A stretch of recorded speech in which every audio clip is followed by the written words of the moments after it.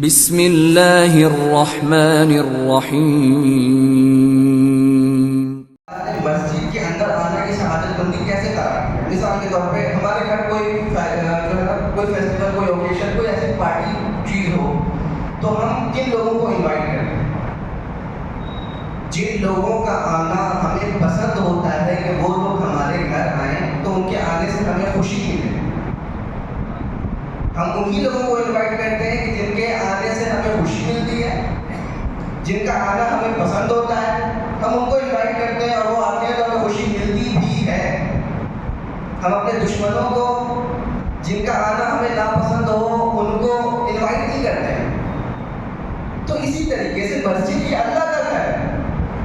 کوئی بندہ مسجد نہ آئے، نمازوں کی پابندی نہ کرے، مسجد میں آنے کی توفیق نہ ملے اور کہے کہ میں بزی پرسنالٹی ہوں، نہیں نہیں نہیں، حقیقت ایسے نہیں۔ بات تو یہ ہے کہ رب تبارک و تعالیٰ نے آپ کو یہ سعادت ہی نہیں دی کہ آپ مسجد میں آ سکیں۔ اللہ تبارک و تعالیٰ نے آپ سے توفیق چھین لی۔ ہو سکتا ہے آپ کو تو چاہیے کہ میں توبہ کروں، استغفار کروں، مولا مجھ سے کیا غلطی ہو گئی کہ جس کے سبب مجھ سے مسجد جانے کی توفیق چھین لی گئی، میں سجدے مسجد میں آ کے ادا نہیں کر پا رہا تیری بارگاہ میں، کیا گناہ مجھ سے سرزد ہو گیا؟ ہونا تو یہ چاہیے۔ رب تبارک و تعالیٰ جسے سعادت بخشتا ہے، جسے توفیق دیتا ہے، وہی مسجد میں آتا ہے، وہی سجدہ ریز ہوتا ہے، وہی اللہ کی بارگاہ میں نمازیں ادا کرتا ہے۔ لہٰذا کبھی بھی اپنے اندر یہ چیز نہیں آنی چاہیے نہیں نہیں نہیں میں بہت بڑا بندہ ہو چکا ہوں، میں بہت بزی پرسنالٹی ہوں، میرے پاس تو وقت ہی نہیں ہے، چاہے کتنے لاکھ روپے کروڑ پتی آپ کچھ بھی بن جائیں، ملینئر بن جائیں، بلینئر بن جائیں، حقیقت یہ ہے کہ مسجد میں آنا، عبادتیں کرنا، یہ اللہ تبارک و تعالیٰ کی توفیق سے ہوتا ہے۔ لہٰذا جب بھی کبھی مسجد میں آنے کی سعادت ملے تو اللہ کا شکر ادا کریں، نمازوں کی پابندی ہو، مسجدوں کے آداب کا خیال رکھا جائے، لیکن اگر کبھی حاضری نہ ہو سکے، کبھی کچھ ایسے مسائل ہو جائیں تو غور کرنا چاہیے ان پچھلے دنوں میں کہیں مجھ سے کوئی غلطی تو نہیں ہو گئی، کوئی گناہ تو نہیں ہو گیا جس کی وجہ سے مجھ سے مسجد جانے کی توفیق چھین لی گئی، میں نمازیں ادا نہیں کر پا رہا۔ اور جب مسجد میں آ جائیں اللہ کا شکر ادا کریں تو اعتکاف کی نیت بھی کیجیے۔ اعتکاف کی نیت یہ اس طریقے سے کہ اعتکاف کی نیت گویا کہ سمجھے فری، مفت ثواب ہے۔ دنیا کے اندر تقریباً یہی ہوتا ہے کہ جب بھی کوئی چیز فری کی ملتی ہے تو شاید ہم میں سے کوئی ایسا نہ ہو یا شاید کوئی ہو کہ جو اس فری کی چیز کو چھوڑ دے۔ ایسا نہیں ہوتا، لوگ فری کی چیز حاصل کرنے کی کوشش کریں۔ اعتکاف آپ مسجد میں رہیں گے، اعتکاف کی نیت سے رہیں گے تو جب تک مسجد میں آپ رہیں گے فرشتے کنٹینیوسلی لگاتار آپ کے نام اعمال میں نیکیاں لکھتے رہیں۔ آپ نوافل پڑھیں اس کا ثواب الگ، تلاوت کریں اس کا ثواب الگ، ذکر و تسبیحات کریں اس کا ثواب الگ، لیکن اعتکاف جو آپ نیت کریں گے اس اعتکاف کی برکت سے کنٹینیو فرشتے نام اعمال میں نیکیاں لکھتے ہیں۔ لہٰذا اب کوشچن مارک یہاں پہ لگتا ہے، مسئلہ یہاں پہ پیدا ہوتا ہے کہ ہم میں سے کئی لوگ یہ چاہتے ہیں اعتکاف کی نیت کریں بٹ کر نہیں پاتے ہیں۔ نیت کرنی کیسے ہے اس کو بھی میں شارٹ عرض کرتا چلوں۔ دیکھیں نیت کہتے ہیں دل کے مضبوط ارادے کو، جس کو کہتے ہیں بولیے بولیے یاد ہو جائے گا انشاءاللہ، نیت کس کو کہتے ہیں؟ دل کے مضبوط ارادے کو کہتے ہیں۔ لہٰذا جب کبھی آپ مسجد آئیں تو یہ نیت ہو کہ میں مسجد میں سنت اعتکاف کی نیت کرتا ہوں۔ آپ اپنی زبان میں کہہ رہی ہیں کوئی مسئلہ نہیں، جس بھی زبان میں آپ کہیں گے آپ کی نیت ہو جائے انشاءاللہ عز و جل۔ صلو علی الحبیب صلی اللہ علی محمد صلی اللہ علیہ وآلہ وسلم۔ سرکار عالی وقار محبوب رب کائنات جناب احمد مصطفیٰ محمد مصطفیٰ صلی اللہ علیہ وآلہ وسلم ارشاد فرماتے ہیں الدعاء بین الصلاتین لا یرد۔ کئی لوگوں کے یہ مسائل ہوتے ہیں وہ کہتے ہیں، کئی مرتبہ ہوتا ہے ایسے بندے ملتے رہتے ہیں کہتے ہیں کہ ہماری دعائیں قبول نہیں ہو رہی، ہم ہمیشہ دعا کر رہے ہیں، بہت سالوں سے دعا کر رہے ہیں، کئی مہینوں سے دعا کر رہے ہیں، ہماری دعا قبول نہیں ہو رہی۔ سرکار صلی اللہ علیہ وسلم نے ارشاد فرما دیا کہ آپ کو اپنی دعا کیسے قبول کروانی ہے اللہ کی بات۔ کیا فرمایا؟ الدعاء بین الصلاتین لا یرد، دعا جو دو درودوں کے درمیان میں ہو، یعنی اول بھی بندہ درود پڑھے، پھر دعا کرے، پھر آخر میں پھر درود پاک پڑھے. اپنے دعا کو درودوں کے بیچ میں رکھنا ہے. پہلے بھی درود پاک پڑھیں، پھر دعا کریں اور آخر میں پھر درود پاک پڑھیں. تو ایسی دعا لا یرد، رد نہیں کی جاتی بلکہ اللہ کی بارگاہ میں قبول کی جاتی ہے. لہٰذا اب سے ہم اپنے دعا کے لیے کیا کریں گے؟ پہلے درود پاک پڑھیں گے، پھر دعا کریں گے اور آخر میں دعا ختم کرنے سے پہلے درود پاک پڑھیں گے. اور درود پاک تو ایسا وظیفہ ہے، ایسی چیز ہے کہ اگر آپ کا کوئی سامان گم جائے تو درود پڑھو، کوئی مصیبت میں ہو تو درود پڑھو، قرض داری میں ہو تو درود پڑھو، پریشانی میں ہو تو درود پڑھو، سرکار کی محبت چاہیے تو درود پڑھو، رب کی قربت چاہیے تو درود پڑھو. سبحان اللہ. ہر درد کی دوا ہے صلی علی محمد، اور تعویذ ہر بلا ہے صلی علی محمد. صلو علی الحبیب صلی اللہ علی محمد صلی اللہ علیہ وسلم. ابھی بھی کچھ زبان درود پاک پڑھنے سے خاموش ہے. درود پاک کی کتنی برکت ہے، اور مسجد میں اللہ اللہ رحمتوں کی بارشیں، تو انشاءاللہ بہت ثواب ملے گا. آئیے زور سے بلند آواز سے اس مسجد کو بھی ہم گواہ بناتے ہوئے اپنے ایمان پر درود پاک پڑھتے ہیں. صلو علی الحبیب صلی اللہ علی محمد صلی اللہ علیہ وسلم. ایک مرتبہ کا واقعہ ہے، ایک بادشاہ اس نے اپنی مملکت میں، اپنے پورے ملک میں یہ اعلان کروایا اور اپنے وزیروں سے کہا کہ میرے ملک کا جو سیدھی سی بات ہے، بادشاہ جو ہوتے ہیں ان کے دماغ میں نیو کریٹیوٹی والی جو چیزیں ہوتی ہیں نا وہ آتی رہتی ہیں. کبھی آج کچھ نیا کیا جائے، کبھی آج کچھ نیا کیا جائے. تو ایک بادشاہ کے ذہن میں یہ بات آئی کہ میرے ملک کا سب سے بڑا بیوقوف شخص کون ہے، اس کو دیکھنا ہے مجھے. اس نے اپنے وزیروں سے یہ اعلان کیا اور اپنے وزیروں نے کہا کہ میرے ملک میں جو سب سے بڑا بیوقوف شخص ہو اسے میری بارگاہ میں حاضر کیا جائے، اور میرا یہ حکم ہے اس پہ جلد از جلد عمل ہونا چاہیے. بادشاہ کا حکم، وزیر سارے کے سارے کام میں لگ گئے. اب حکم ہو گیا تو عمل تو کرنا ہے. لہٰذا باقاعدہ ہر اسٹیٹ وائز، ہر ان کی مملکت کے ہر ایک کونے میں باقاعدہ جو ہے نا انہوں نے اپنے اعتبار سے کمپٹیشنز کیے. باقاعدہ ہر ایک اعتبار سے لوگوں کے درمیان انہوں نے نمایاں کرنے کی کوشش کی کہ جو سب سے بڑا بیوقوف شخص ہے اسے نمایاں کرنا ہے، اسے بادشاہ کی بارگاہ میں لانا ہے.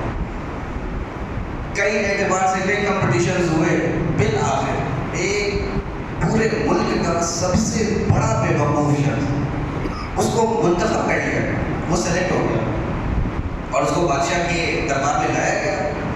بادشاہ تو بڑا خوش، میرے وزیروں نے بہت اچھا کام کیا، میرے حکم کی تعمیل ہو گئی.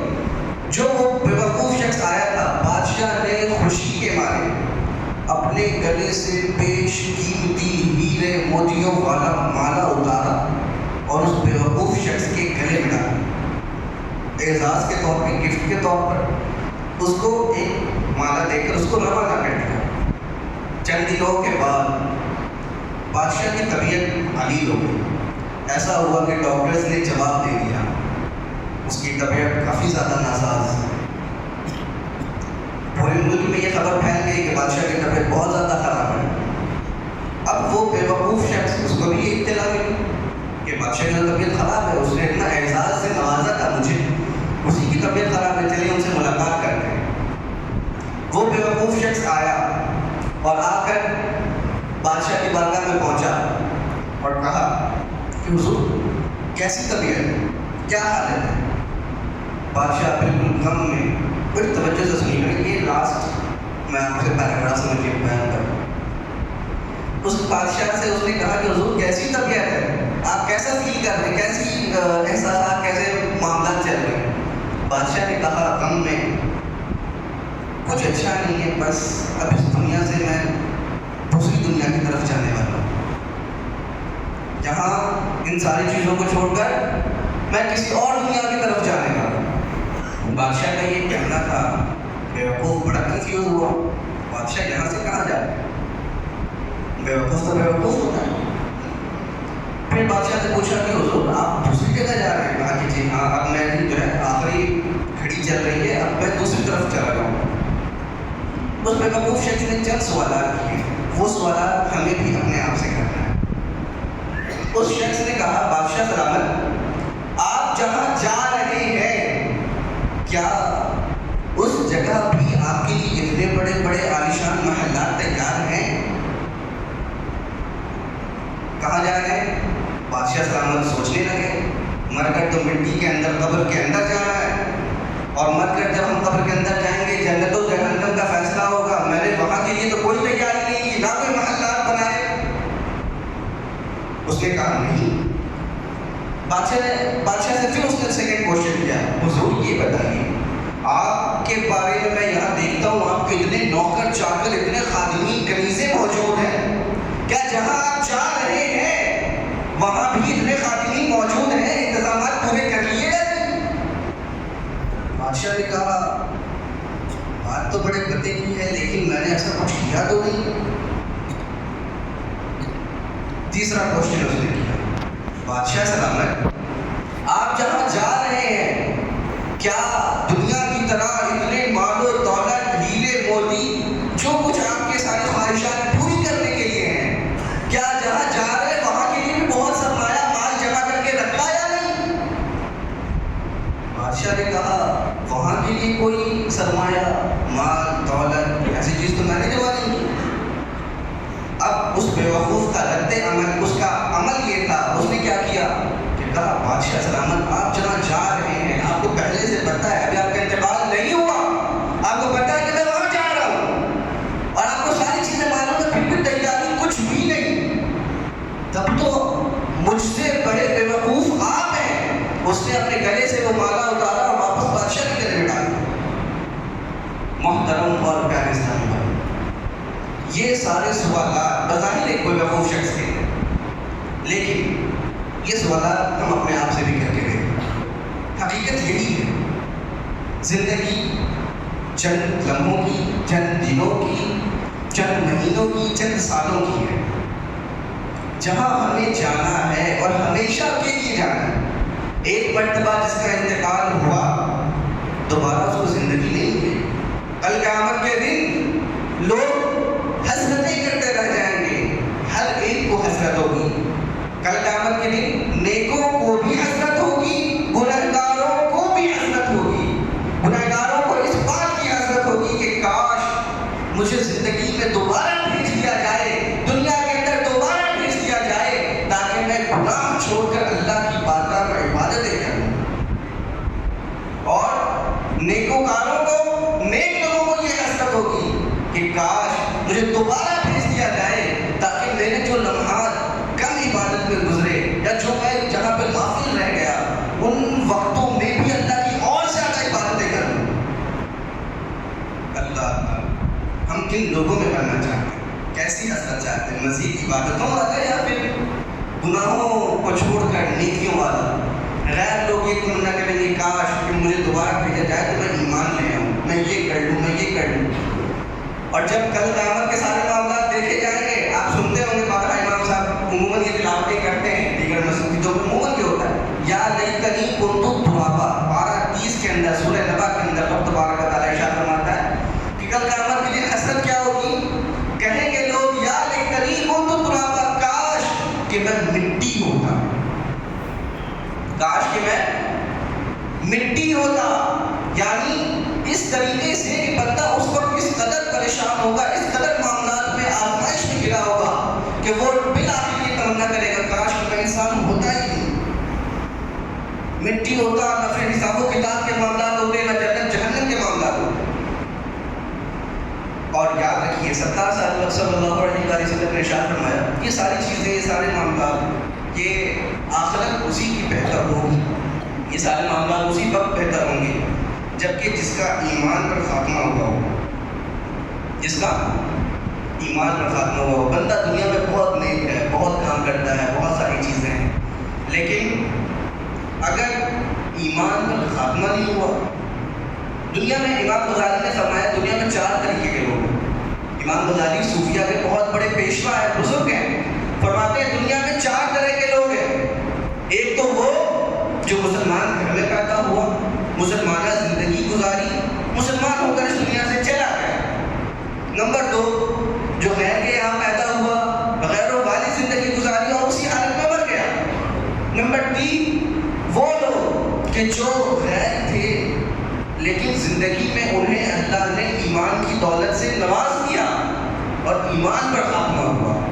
اور 4 وہ کہ جو مسلمانوں کے گھر پیدا ہوا, مسلمانہ زندگی گزاری, لیکن بیچ میں اس کے ایمان کو سلب کر لیا گیا اور اس کا ایمان پر خاتمہ نہیں ہوا.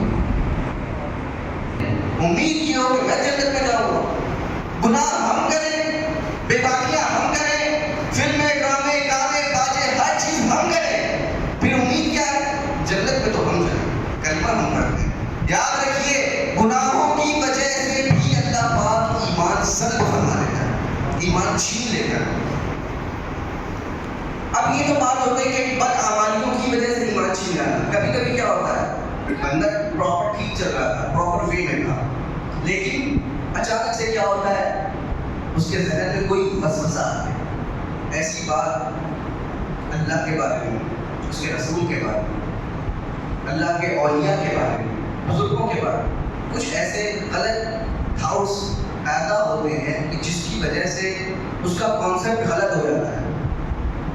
ایمان بندہ مسلمان کب ہوتا ہے؟ جب کلمہ پڑھتا ہے, ایمان لاتا ہے. ایمان کے تقاضے پورے کرنا یہ مسلمان کی ذمہ داری ہے. اب جب بندہ ایمان کے تقاضے پورے نہیں کرتا, ایمان کے اندر جو جو چیزیں ضروری تھیں, ہم بچپن سے پڑھتے آتے ہیں اللہ ایک ہے, پڑھتے نہیں پڑھتے اللہ ایک ہے, اس کا کوئی شریک نہیں, اس طریقے کی جو بنیادی ہم چھوٹی چھوٹی باتیں, عقائد, موٹی موٹی باتیں ہم پڑھتے آتے ہیں. اگر کوئی ایسی بات جو ضروریات دین سے ہو, جس کا ماننا ضروری لازم ہو, اگر کوئی اس کا انکار کر بیٹھے, اگر کوئی اس کا انکار کر بیٹھے تو اس کا ایمان برباد ہو جاتا ہے. لیکن وہ اپنے آپ کو مسلمان سمجھ رہا ہوتا ہے. کئی مرتبہ ایسا ہوتا ہے کہ وہ بندہ کفریات بول دیتا ہے. مثال کے طور پہ کئی ایسی چیزیں, میں آپ کو چند چیزیں مثالیں دیتا ہوں. اللہ تعالیٰ کے لیے جسم و جسمانیت ماننا. جسم و جسمانیت کا مطلب کیا؟ اللہ کے ہاتھ ہیں, اللہ کا چہرہ ہے, اللہ کے پیر ہیں, اللہ آسمان پر ہے, اللہ بیٹھا ہوا ہے. اس طریقے کی جو باتیں ہیں یہ کیا ہیں؟ یہ کفریہ عقیدہ ہے. کیا ہے؟ کفریہ عقیدہ ہے. ایسی باتوں پر اگر بندہ ایمان رکھتا ہے اور اگر ایسا کوئی کانسیپٹ ہے تو اس کا ایمان کیا ہو جائے گا؟ برباد ہو جائے گا. بندے کے مسلمان ہونے کے لیے سرکار صلی اللہ علیہ وسلم نے ارشاد فرمایا کہ جنت اور جہنم کے معاملات تو مرنے کے بعد ہوں گے نا. مرنے کے بعد کے معاملات کے لیے بندے کا ایمان والا ہونا ضروری ہے. سرکار صلی اللہ علیہ وسلم ارشاد فرماتے ہیں انما الاعمال بالخواتیم, اعمال کا دار و مدار آپ کی نمازیں, آپ کا روزہ, آپ کے سارے معاملات, حج و زکات اسی وقت معتبر ہوں گے جب آپ کا ایمان پر خاتمہ ہوگا. اگر ایمان پر خاتمہ نہیں ہوا تو پھر یہ سارے اعمال برباد ہو جائیں. بنیاد اسلام والا خمس, یہ حدیثیں آپ نے بہت جگہ پڑھی ہوگی. اسلام کی بنیادی 5 چیزوں پر ہے. اسلام کی کئی ساری چیزیں ایسی ہوتی ہیں جو پلرز آف اسلام کہلاتے ہیں. نماز, روزے, یہ ساری چیزیں کیا ہیں؟ پلرز آف اسلام ہیں, پلرز ہیں. لیکن پلر قائم کب ہوتا ہے؟ جب اس کی بیس پہ کیا ہو. جب بیس نہیں تو پلر کسی کام کا نہیں.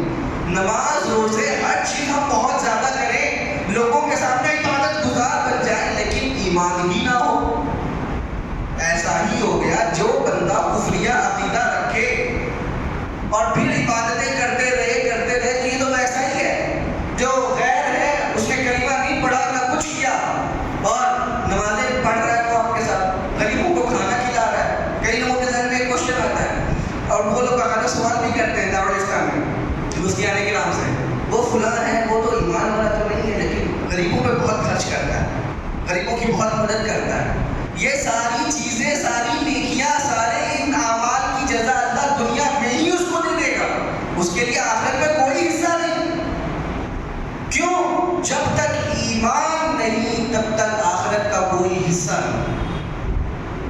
محترم اور پیارے اسلامی بھائی، ایمان کی فکر کرنا یہ ہمارے بزرگان دین کا طریقہ رہا ہے۔ اب مثال کے طور پر فرما رہے ہیں کہ میری امت 73 فرقوں میں بٹ جائے۔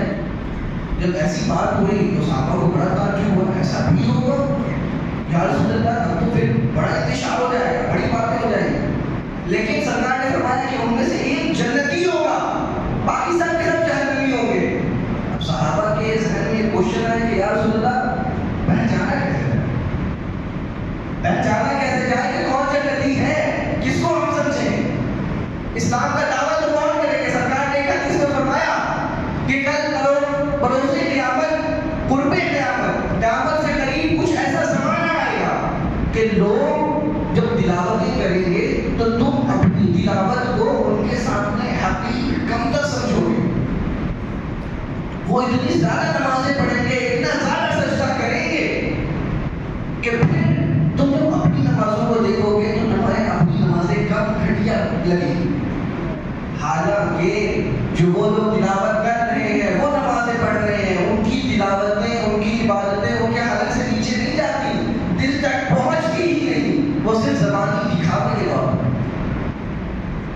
محترم اور پیارے اسلامی بھائی، جب سرکار صلی اللہ علیہ وسلم سے صحابہ نے پوچھا یا رسول اللہ جو جنتی فرما ہے اس کا کیا ایسا سمبل ہے، کیسی علامت ہے، اس کو کیسے پہچانیں؟ سرکار نے صاف ارشاد فرمایا کہ وہی فرقہ جنتی ہوگا کہ ما انا علیہ و اصحابی، جس راستے پر جو لوگ اس راستے پر چلے جس پر میں اور میرے صحابہ ہیں وہ فرقہ جنتی ہوگا۔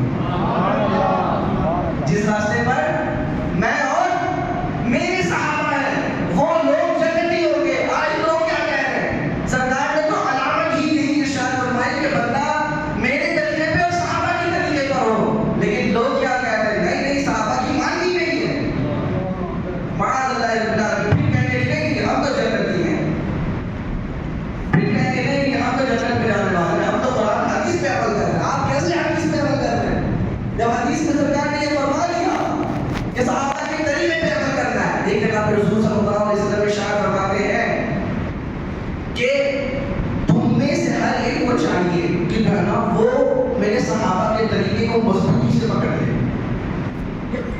اور ایک مقام پہ یہ بھی ارشاد فرمایا اصحابی کالنجوم، میرے صحابہ ستاروں کی مانند ہیں۔ کیا فرمایا؟ میرے صحابہ ستاروں کی مانند ہیں۔ پہلے کے زمانے میں کیا ہوتا تھا؟ پہلے کے زمانے میں میپ نہیں تھا، گوگل میپ نہیں تھا، لوگ ستاروں کے ذریعے سے راستے پتہ کرتے تھے۔ راستوں پہ جب بحری جہاز جب شپ چلا کرتے تھے تو وہ ستاروں کے ذریعے سے راستے اپنے پہچانتے تھے اور پھر سفر کرتے تھے۔ سرکار کیا ارشاد فرماتے ہیں؟ اصحابی کالنجوم فبأیہم اقتدیتم اہتدیتم، کہ میرے صحابہ ستاروں کی مانند ہیں، ان میں سے جس کی بھی پیروی کرو گے تم ہدایت پا جاؤ گے، تم ان میں سے جس کی بھی اطاعت کرو گے ہدایت پا جاؤ گے۔ لیکن آج لوگ کیا کہیں؟ ہم قرآن و حدیث پہ عمل کریں، صرف قرآن و حدیث کا نام ہے، ٹائٹل ہے، یہ ساری چیزیں، لیکن آپ حدیث پہ عمل کہاں کر رہے ہیں؟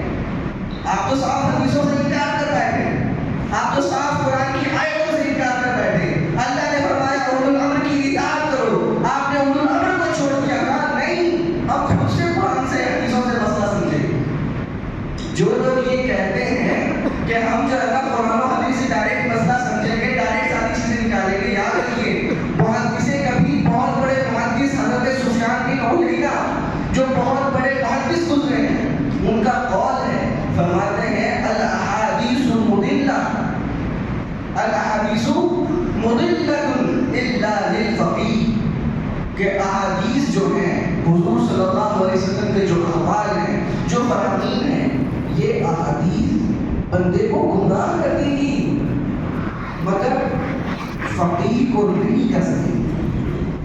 مطلب کیا ہوا؟ اس کو سمجھنے کی کوشش کی۔ حدیثوں سے بندہ ڈائریکٹ یہ کہے کہ میں جو ہے نا قرآن حدیث سے ڈائریکٹ یہ بات سمجھوں کہ سرکار نے جو فرمایا۔ اب ایک مثال میں آپ کو مثالوں سے سمجھاتا ہوں، انشاءاللہ بات بہت جلدی بات واضح ہو جائے گی۔ ایک مقام پر سرکار صلی اللہ علیہ وسلم جلوہ گر ہوئے، گھوڑے کا مقام تھا، حدیث میں صاحب موجود ہے، سیاہ سیدہ کی بڑی بڑی کتابوں میں حدیث موجود ہے. سرکار ایک مرتبہ جلوہ گر ہوئے، گھوڑے کا مقام تھا، گھوڑے تھے وہاں. سرکار صلی اللہ علیہ وسلم گئے اور آپ نے وہاں کھڑے ہو کر استنجا فرمایا. ایک مرتبہ آپ نے کھڑے ہو کر استنجا فرمایا. اب جو ہم میں سے اگر کوئی سادہ مزاج یا جو کہے کہ ہم کسی اور کی بات نہیں سمجھیں گے، ڈائریکٹ حدیث سے سمجھیں گے، تو اگر وہ یہ حدیث پڑھے گا تو کیا کہے گا کہ کھڑے ہو کے پیشاب سرکار نے کیا تو لو اب ہم بھی اسٹارٹ ہو جائیں ہمیشہ بھی کھڑے ہو کر. معاذ اللہ رب العالمین. حالانکہ دوسرے مقام پر حضرت عائشہ صدیقہ ہماری ماں عائشہ صدیقہ رضی اللہ تعالیٰ عنہ ارشاد فرماتی ہیں کہ جو بندہ یہ کہے کہ سرکار کھڑے ہو کر پیشاب فرماتے تھے، ایسا نہیں ہے، ہمیشہ سرکار نے بیٹھ کر استنجا فرمایا. اب بتائیے کہ جو لوگ یہ کہہ رہے ہیں کہ ہم صرف حدیث میں ظاہری طور پر ہم جو سمجھ پائیں گے اسی پہ عمل کریں گے، تو پھر آپ کس پہ عمل کریں گے؟ اگر آپ کسی فقیہ کی، کسی بڑے اللہ والے کی، کسی بڑے بڑے محدثین کی بات نہیں مانیں گے، آپ کس پہ عمل کریں گے؟ دونوں طرف یہ بات موجود ہے. حالانکہ علماء نے صاف صاف یہ کہا کہ حضرت عائشہ صدیقہ رضی اللہ عنہا کی جو روایت ہے وہ اصح درجے کی ہے، بہت معتبر درجے کی ہے. تو جو دوسری روایت ہے اس کا کیا ہے؟ یہ جو دوسری روایت ہے اس پر عمل کی کیا صورت ہوگی؟ اس پر عمل کیسے ہوگا؟ فقہاء نے ارشاد فرمایا، ہمارے علماء نے ارشاد فرمایا، محدثین نے اس کی تشریح کی کہ کھڑے ہو کر پیشاب کرنے کی اجازت اسی صورت ہے، اور سرکار نے بھی اسی صورت میں کھڑے ہو کر پیشاب فرمایا تھا جبکہ آپ کے بیٹھنے میں کوئی عذر تھا، کوئی پریشانی تھی. اس وقت تو سرکار صلی اللہ علیہ وسلم کو تکلیف تھی جس کی باعث، جس کی وجہ سے آپ نے کھڑے ہو کر پیشاب کرا. اس کے علاوہ ہمیشہ آپ نے بیٹھ کر لہٰذا محترم اور پیارے اسلامی بھائیوں، یہ مسئلہ کب سمجھ میں آیا؟ جب ہم علماء کی بارگاہ میں حاضر ہوئے، جب ہم فقہاء کی بارگاہ میں حاضر ہوئے، جب ہم محدثین کی بارگاہ میں پہنچے، تب بات سمجھ میں آئی کہ کیسے، کیا، کون سی چیز ہے. اب ہم کہیں گے ڈائریکٹ ہم صرف نہیں سمجھیں گے تو قرآن نے کیوں ارشاد کیا؟ قرآن میں اللہ پاک نے ارشاد فرماتا ہے یضل بہ کثیرا ویہدی بہ کثیرا. قرآن تو وہ ہے کہ اللہ تعالیٰ اسی سے بندوں کو گمراہ کرتا ہے اور اسی سے ہدایت دیتا ہے. تو پتہ کیسے چلے گا ہدایت والے لوگ کون ہیں، ہدایت کیسے ملنی ہے؟ ہر ایک کہے گا یہ میں تو قرآن سے ڈائریکٹ سمجھوں گا. جب قرآن کے اندر، جب سب جگہ پر کئی مقامات پر نماز کے حکم موجود، زکوٰۃ کے حکم موجود، حج کا حکم موجود، لیکن جب بات آئی ان کے طریقے پر، نماز کا طریقہ کیا ہے وہ تو قرآن میں صاف موجود نہیں. حالانکہ قرآن تبیان لکل شیء ہے، قرآن کے اندر ہر چیز کا علم موجود ہے، قرآن کے اندر ہر چیز کا جواب موجود ہے، قرآن کے اندر ساری چیزیں موجود ہیں. لا رب ولا یابس، کوئی خشک والی چیز ایسی نہیں، نہ کوئی تری والی چیز ایسی جو قرآن میں نہ ہو. ہر ایک چیز مولا علی ارشاد فرماتے ہیں اگر میرے اٹھنی کے ناکے، اگر کوئی اس کا چیز بھول نہ جائے، اس کی چیز گم ہو جائے، اس کے ناکے کی چیز گم ہو جائے، رسی گم جائے، تو میں بھی وہ قرآن سے تلاش کروں. یعنی قرآن کے اندر سب چیز ہے، بٹ نکالنے کے لیے صلاحیت چاہیے، نکالنے کے لیے صلاحیت چاہیے، عقل چاہیے. قرآن ہے ہی اللہ والوں کے لیے جس پر اللہ نے اکرام فرمایا. اچھا ایک اور موٹی سی مثال آپ لے لیجیے. لوگوں کا کہنا ہے کہ نہیں ہم کسی اور کی بات نہیں مانیں، صرف قرآن اور حدیث، صرف قرآن اور حدیث. تو 5 وقت نماز میں آپ کھڑے ہو کر یہ کہتے ہیں اہدنا الصراط المستقیم صراط الذین انعمت علیہم، اے اللہ ہمیں سیدھے راستے پر چلا. کیا دعا کرتے ہیں اللہ سے ہم نماز میں؟ اے اللہ تو ہمیں سیدھے راستے پر چلا. اب وہ سیدھا راستہ ہے کون سا؟ تو صراط الذین انعمت علیہم، انہی کے راستے پر چلا کہ جن پر تو نے انعام کیا ہے. جن کے راستے پر چلا جن پر تو نے انعام کیا. کن لوگوں پر انعام کیا؟ کوشچن پہ آتا ہے کن پر انعام کیا. آج کے لوگ ہوتے تو کہتے تھے ہاں اللہ رسول کی ماننی ہے، رسول پر انعام ہوا تھا بس رسول کی پیروی اور کسی کو نہیں ماننی. قرآن میں آگے اللہ نے ارشاد فرما دیا اولئک الذین انعم اللہ علیہم من النبیین والصدیقین والشہداء والصالحین،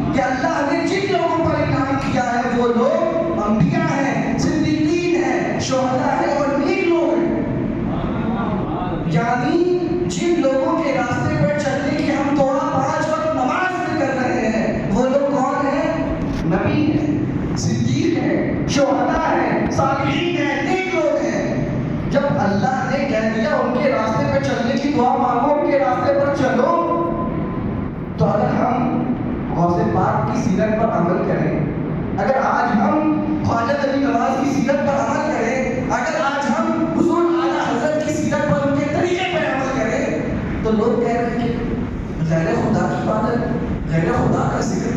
تھوڑے دن پہلے ابھی صلی اللہ علیہ وسلم تھوڑے دن پہلے ابھی کوئی پروگرام تھا، چھٹی شکلی پروگرام کی بات ہے، ایک جگہ میں حاضر تھا. وہاں پر مسئلہ کیا ہوا کہ میں پروگرام میں میرے پہنچنے سے پہلے وہاں پر کسی نے آ کر یہ بات کہہ دی.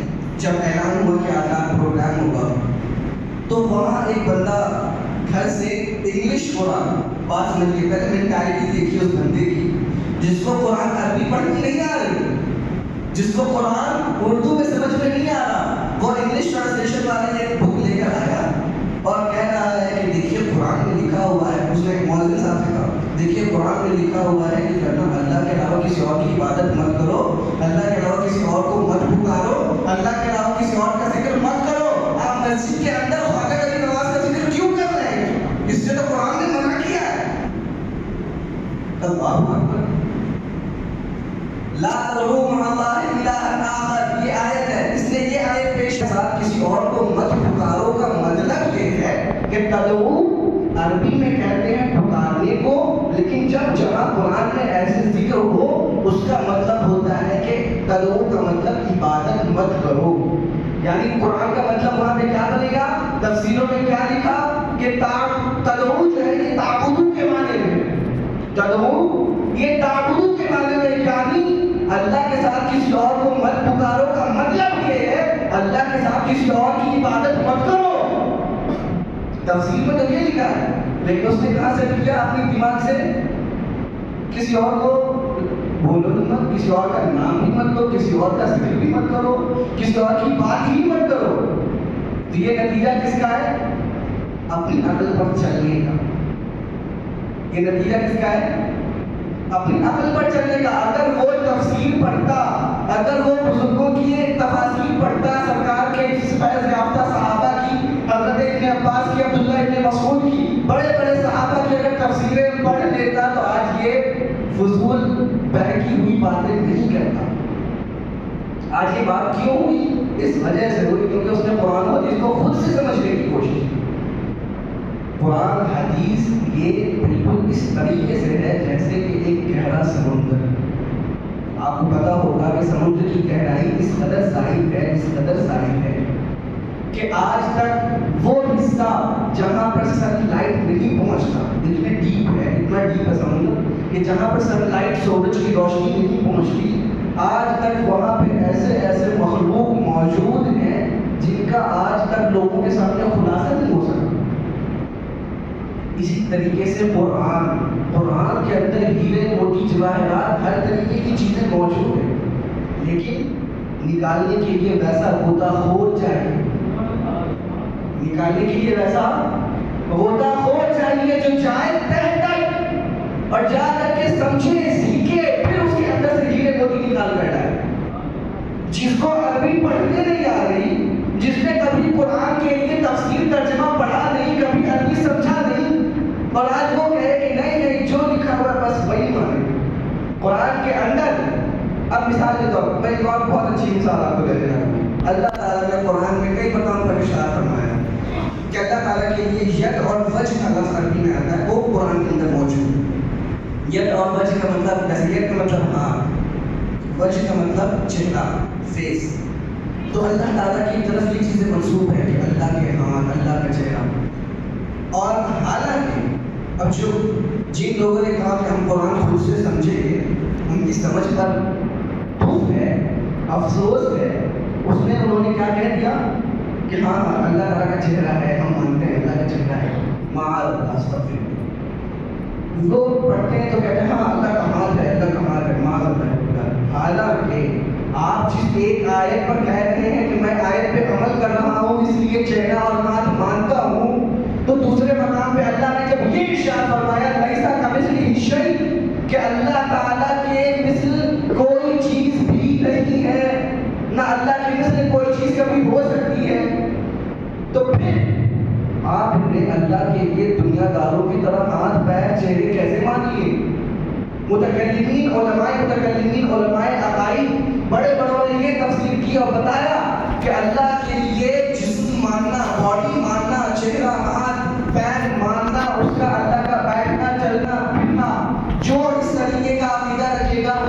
ثابت ہو جائے. اللہ تعالیٰ جس کو جسمانی سے پاک ہے, اللہ تعالیٰ مکان سے پاک ہے, اس کے ہمارے طریقے سے نام نہیں ہے, اس کا چہرہ نہیں ہے. اللہ نے خود قرآن میں دوسرے مقام پہ شرط رکھتے ہیں. یاد رکھیں, جو علماء کے صحبت میں رہتا ہے اور جو کسی بڑے عالم کے دامن کو پکڑے رہتا ہے نا, وہ قرآن کو صحیح سے سمجھتا ہے.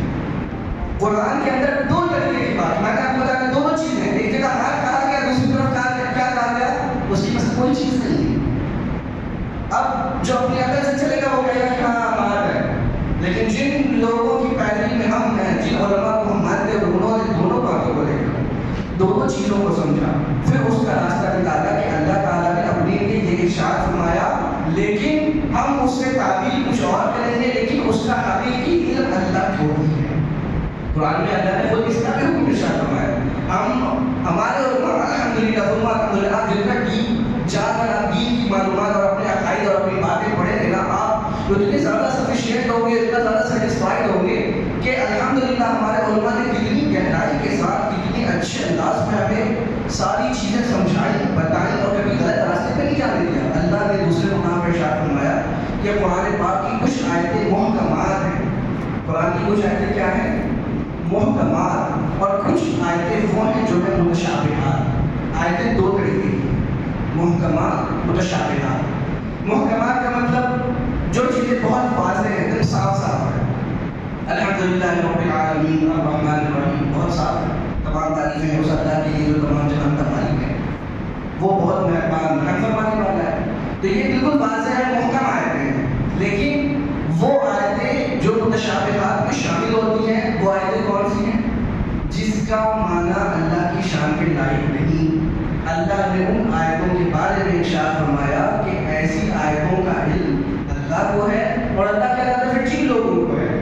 لیکن جو لوگ ان متشابہات میں, ان آیتوں میں پڑھنے کی, ان کے معنی کو سمجھنے کی کوشش کریں گے, وہ لوگ گمراہ ہو جائیں گے. ان کے دل سختی والے ہیں, ان کے دل کچی والے ہیں. اللہ نے صاف صاف قرآن میں اعلان فرما دیا. محترم اور پیارے اسلامی بھائی, بتانے کا مقصد یہ ہے, محکمات متشابہات کا فرق یہ بہت بڑی نعمت. ہمارے علماء نے ان باتوں کو بہت کھول کر سمجھایا. محکمات بہت واضح, کوئی کلام نہیں, سب سمجھ میں آیا. متشابہات اس کا علم اللہ کو ہے, اس کا علم اس کے بتائے سے رسول کو اور اللہ والوں کو ہے. لیکن عام بندے, عام لوگ اگر ان آیتوں کی توڑ میں پڑھیں, ان آیتوں کو اپنے عقل سے سمجھنے کی کوشش کریں, تو وہ گمراہ ہو جائیں گے, وہ کفر میں پڑ جائیں گے. وہی عاقبہ ان لوگوں کا کہ جنہوں نے کیا کیا, ڈائریکٹ اس بات کو سمجھا نہیں, آیت متشابہ ہو, محکم ہو, کوئی بھی ہو, سمجھے کیا اپنی عقل سے. جب اللہ نے کہہ دیا اس کا سمجھنا ہر کسی کے بس کی بات نہیں, تو آپ اپنی عقل سے کیوں سمجھ رہے ہیں؟ اب ان آیتوں کو سمجھ کر کے اب ان لوگوں نے پھر وہی بات کی, اللہ کے لیے ہاتھ پیر دیگر چیزیں ثابت کر کے حالانکہ آپ کو پتا ہوگا, ابھی ہمارے علماء یہ بات کرتے رہتے ہیں, اللہ کو اوپر والا مت کہو, اللہ کو اوپر والا مت کہو, اللہ آسمان پر ہے یہ مت کہو. یہ سب اچھی صحیح عقیدہ نہیں ہے, یہ عقیدہ کفر ہے, یہ عقیدہ غلط ہے.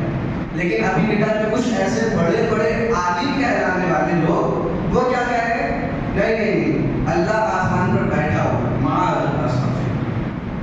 حالانکہ اللہ تعالیٰ جسم و جسمانیت سے پاک ہے, جگہ سے پاک ہے, بیٹھنے سے پاک ہے. وہ ہماری طرح انسان تھوڑی ہے, معاذ اللہ جو بیٹھے گا وہ.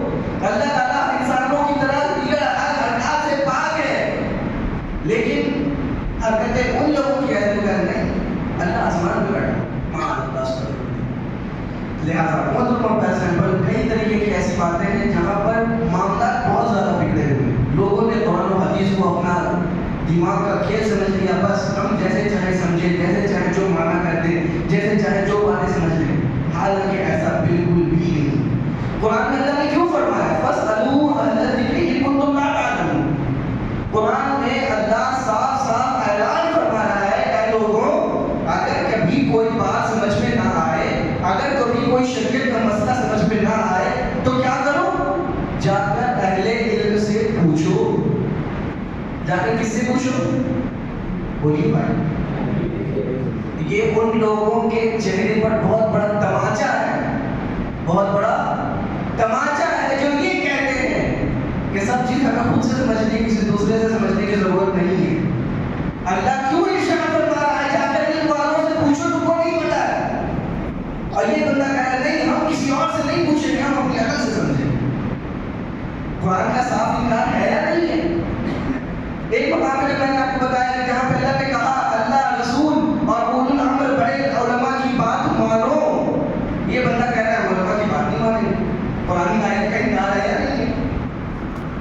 نہیں بھائی، عقل سے سمجھتا ہے اس کا حال یہی ہوتا ہے۔ الحمدللہ اہل سنت والجماعت جو سنی مسلمان ہے اس کا عقیدہ وہی عقیدہ ہے جو میں نے آپ سے پہلے عرض کیا۔ کیا سرکار نے کیا ارشاد فرمایا تھا؟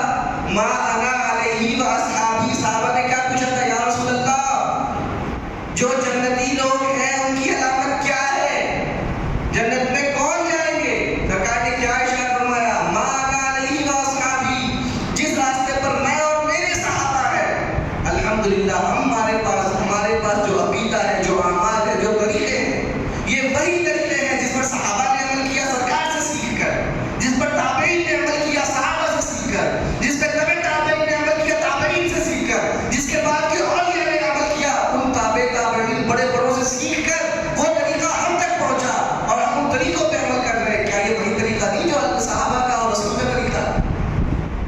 اب جو لوگ ڈائریکٹ کہیں اللہ رسول سے سمجھنا ہے، بیچ والوں کو سب کو چھوڑ دو، جو سرکار کے صحابہ کے طریقے پہ عمل کرنے والا راستہ تو غائب ہو گیا کہ یہاں اپنی 72 میں تو نہیں چلے گئے۔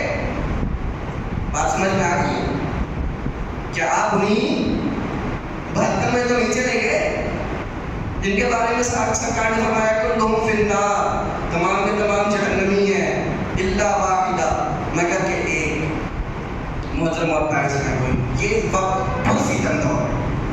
میں آپ سے عرض کروں گا یہ وقت جو ہے نا، بہت سارے لوگ ابھی آج کل دور کیا ہمارے نوجوان ہمارے لوگ کچھ بھی بات ہوتی ہے، کچھ بھی مسئلہ ہوتا ہے، یوٹیوب کے علامہ یوٹیوب کو کھول دیں۔ کسی دارالفتہ اہل سنت میں سنی عالم کے پاس نہیں جانا، کسی امام صاحب کے پاس نہیں جانا، کسی مفتی صاحب کے پاس نہیں جانا، جانا کس کے پاس ہے؟ علامہ یوٹیوب، علامہ گوگل۔ اب وہی ابھی کے ٹائم پہ جو ہے بڑا کہہ سکتے ہیں لوگوں کے لیے علم والا بن گیا ہے، استغفر اللہ، حالانکہ ایسا نہیں ہے۔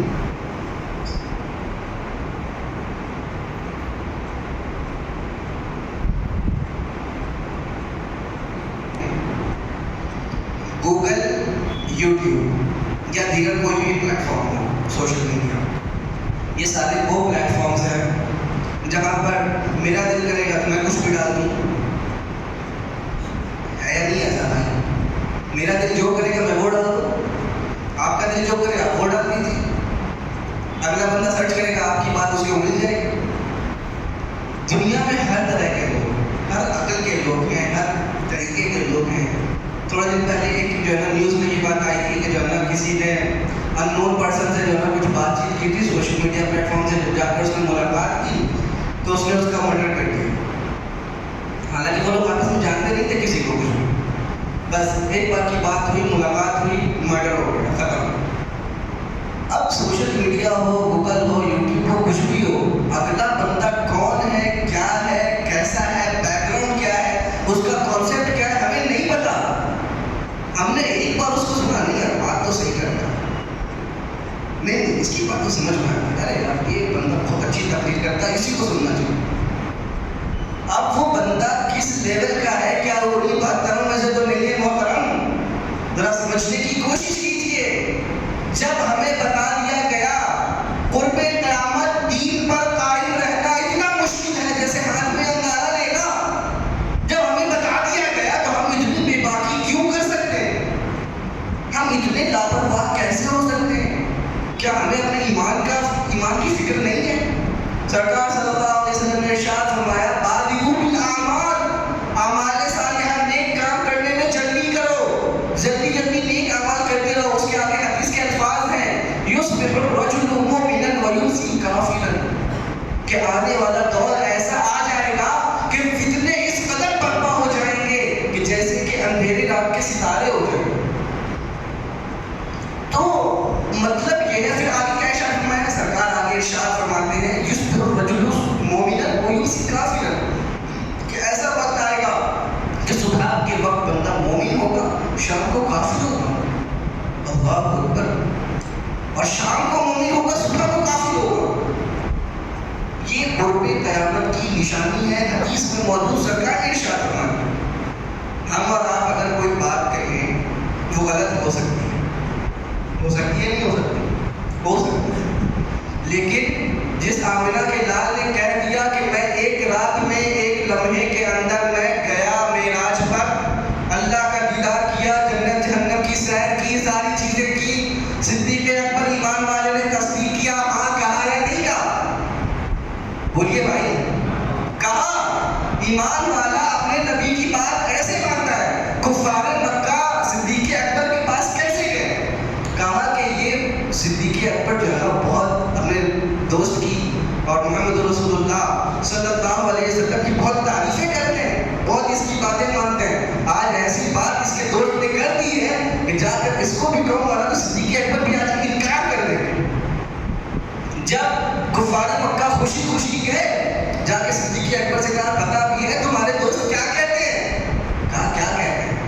کہا. ان لوگوں نے کہا کہ تمہارے دوست جو نبی کا ہونے کا دعویٰ کرتے ہیں وہ کہتے ہیں کہ وہ راتوں رات ایک لمحے میں بیت المقدس گئے, اللہ کا دیدار کیا, جنت و جہنم کی سیر کی, سب کچھ کر کے ایک رات میں واپس آ گئے. حالانکہ بیت المقدس کا راستہ تو کئی دنوں کا ہے. تمہارے دوست تو ایسے ایسے باتیں کرتے ہیں. صدیق اکبر کا جواب کیا ہے؟ کہتے ہیں کیا واقعی محمد عربی صلی اللہ علیہ وسلم یہ فرماتے ہیں؟ ان لوگوں نے کہا ہاں جاؤ جاؤ ساری سنو, تمہارے دوست ایسا کہتے ہیں. صدیق اکبر کا جواب تھا مجھے پتہ کرنے کی حاجت نہیں ہے, جب میرے نبی نے کہہ دیا تو واقعی ایسا ہے. وہ گئے اور جا کر انہوں نے معراج حاصل کی. ایمان والا تو یہ ہوتا ہے کہ میرے نبی نے کہہ دیا بات ختم, وہی حق ہے. تو جب سرکار نے فرما دیا کہ قرب قیامت 73 فرقے ہوں گے, جب سرکار نے فرما دیا قرب قیامت جو ہے دین پر قائم رہنا اندازہ لینے کی طرح ہے, سرکار نے فرما دیا قرب قیامت ایسا ہوگا صبح کو بندہ مسلمان ہوگا شام کو کافر ہوگا, شام کو مسلمان ہوگا صبح کو کافر ہوگا. واقعی یہ دور آ چکا ہے اور آ رہا ہے, اور جیسے جیسے ہم قریب ہوتے جائیں گے یہ چیزیں بڑھتی ہیں. حقیقت یہ ہے سوشل میڈیا کا پلیٹ فارم اتنا عام ہو چکا ہے کہ ہر ایک کانسیپٹ لینا دینا بہت آسان ہو چکا ہے. ایک بندہ ہو مثال کے طور پر ایک چھوٹا بچہ ہے, چھوٹے بچے کی مثال کیا دی جاتی ہے؟ وہ ایک بلینک پیپر کی طرح ہے. چھوٹا بچہ کیسا ہے؟ بولیے. بلینک پیپر مطلب سادہ کاغذ. کیسا ہے؟ اب بھی سادہ کاغذ بلینک پیپر کی طرح ہے. اس چھوٹے بچے کے ذہن میں آپ جو باتیں ڈالیں گے, جو گویا کہ آپ اس پیپر پہ جو لکھیں گے وہ لکھتا چلا جائے. ہم یہ مثالیں بچوں کے لیے کیوں دیتے ہیں؟ کیونکہ بچہ بلینک ہوتا ہے, ان معلوم کر اس کو آگے کی باتیں نہیں پتا ہوتی. ہم جو سکھاتے ہیں بچہ وہ سیکھتا ہے.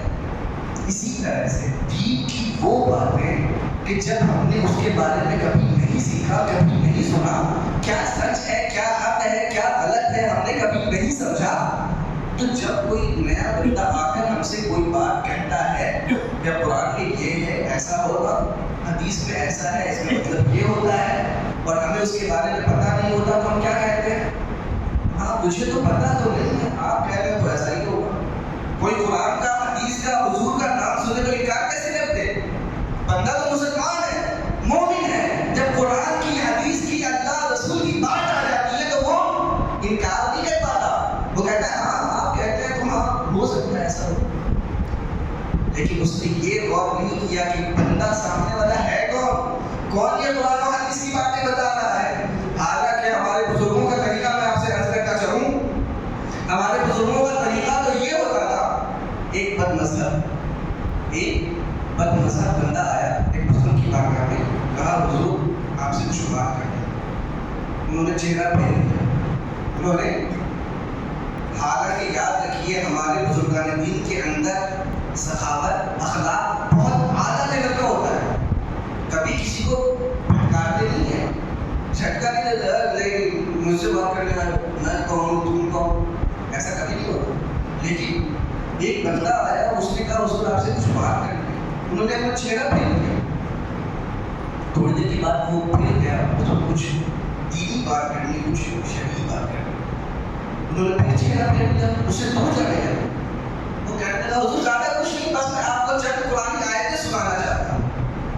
انہوں نے کہا کہ میں تم سے قرآن حدیث کچھ بھی نہیں سن سکتا. انہوں نے اپنے کان میں انگلی ڈالی. کیوں؟ ہو سکتا ہے کہ تم جو ہے نا قرآن و حدیث سناؤ, لیکن اس کے ساتھ میں اپنی کچھ ایسی باتیں اس میں ایڈ کر دو جس کی وجہ سے میرے اندر کوئی غلط کانسیپٹ بیٹھ جائے, میرے اندر کوئی غلط عقیدہ سما جائے جو اللہ اور رسول کی شان کے لائق نہ ہو, تو اس میں کچھ غلط کہہ دو تو میں کیا کروں گا؟ کل قیامت کے دن میں جواب کیسے دوں گا؟ کل قیامت کے دن کیسے اپنے آپ کو میں پیش کر سکوں گا؟ مرنے کے بعد قبر کے اندر ایمان کیسے ثابت کروں گا اگر میرا عقیدہ خراب ہو؟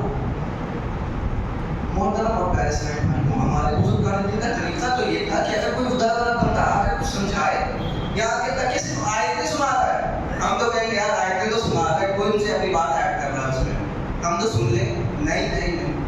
اگر کوئی غیر ہے, یاد رکھیے سوشل میڈیا پلیٹ فارم پر, یوٹیوب پر, گوگل پر کسی کی بھی بات کو یوں پڑھ لینا, پتہ کچھ نہیں ہے, بس بولا کسی کو تو سن لیا, وہ سنا صحیح کہتا ہے, وہ سنا صحیح کہتا ہے. نہیں, دوسروں کی باتیں سننا یہ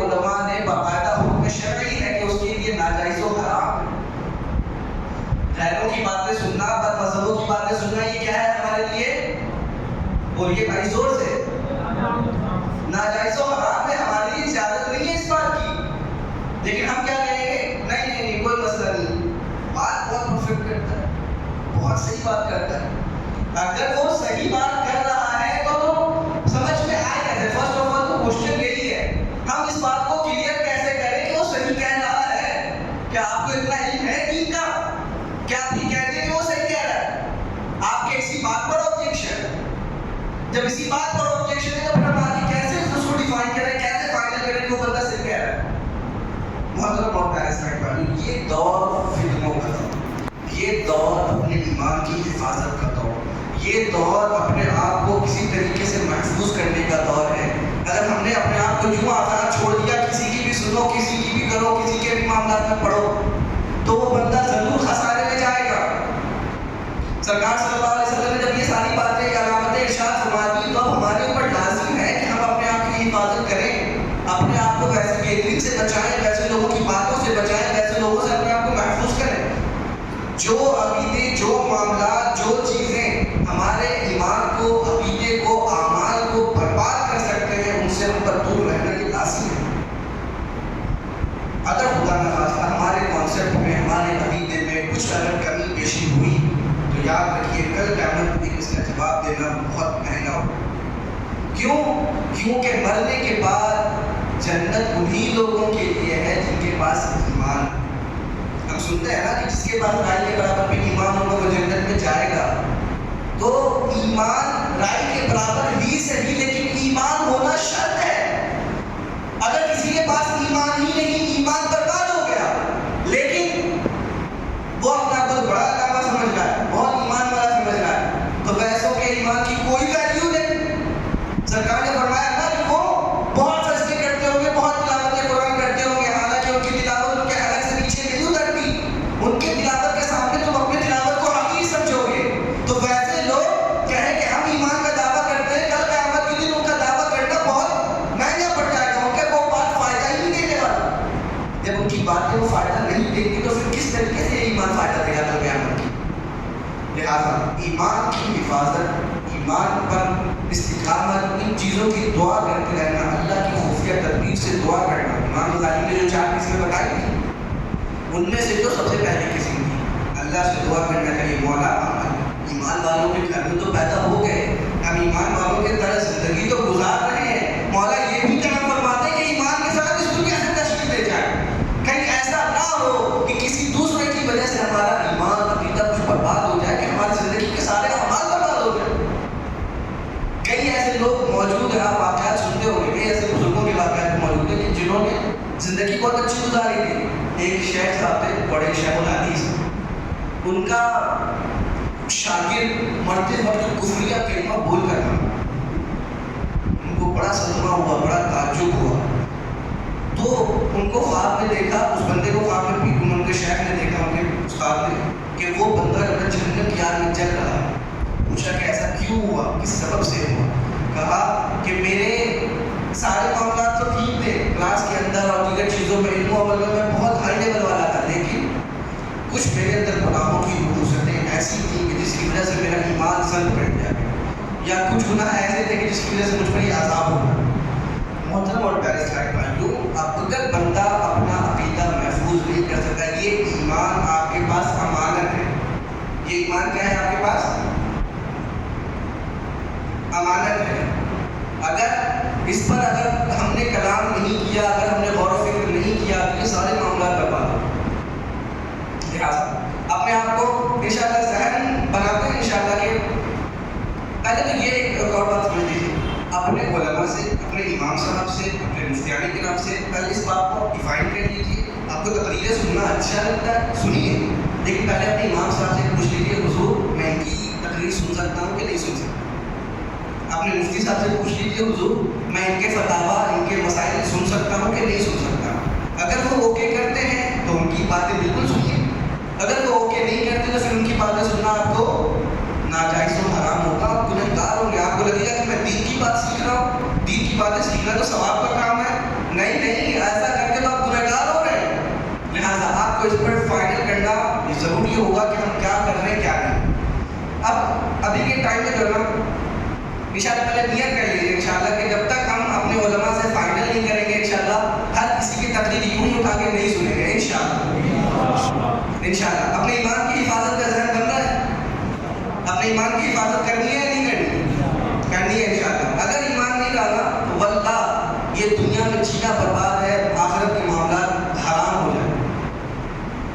آج کل ایک بہت اور عام سی چیز بڑھ رہی ہے کہ جو نا بات پر اگر ہم نواز شریف پہ چلے جائیں تو شرک بدعت کے فتوے لگ جائیں, ہم نیاز فاتحہ کرنے لگ جائیں تو شرک و بدعت کے فتوے لگ جائیں. یعنی ہم کچھ بھی کرتے ہیں تو اس طریقے کی باتیں آ جاتی ہیں. محترم اور پیارے اسلامی بھائی, بات سمجھنے کی چیز ہے. مثال کے طور پہ ہم نے میلاد شریف بنایا. میلاد جانتے ہیں 12 ربیع الاول میلاد کون مناتا ہے؟ الحمدللہ ہم سب مناتے ہیں. لیکن کوئی بندہ آ کر کہے 12 ربیع الاول میلاد منا رہے ہیں, شرک بدعت حرام گناہ. تو میرے بھائی سب سے پہلے تو اس کانسیپٹ کو سمجھنا ضروری ہے کہ شرک کہتے کسے, شرک کہتے کسے. ہر بات کوئی وہی شرک کہہ دینا یہ اجازت نہیں ہے اس کی. شرک کہتے کسے؟ شرک کہتے ہیں اللہ تبارک و تعالیٰ کی عبادت میں کسی دوسرے چیز کو کسی دوسرے کو ایڈ کر دیں. مثال کے طور پر ہم اللہ کی عبادتیں کرتے ہیں, اللہ کے لیے ہم نماز پڑھتے ہیں.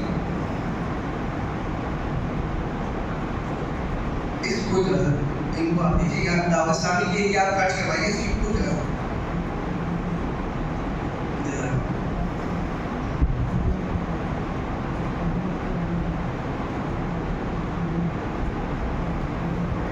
کہ اللہ تعالیٰ کی عبادت میں کسی کو کیا کر دینا, ایڈ کر دینا, شریک کر دینا, تب جا کر کے بندہ شرک ہوگا. اللہ تعالیٰ نے قرآن میں ارشاد فرمایا کہ شرک ایسا گناہ ہے کہ اس کے علاوہ تمام گناہ اللہ معاف فرما دے گا, لیکن شرک کا گناہ معاف نہیں کرے گا. جب شرک کا گناہ معاف نہیں ہوگا تو اگر شرک ہوتا ہے کیا یہ سمجھنا ضروری ہے.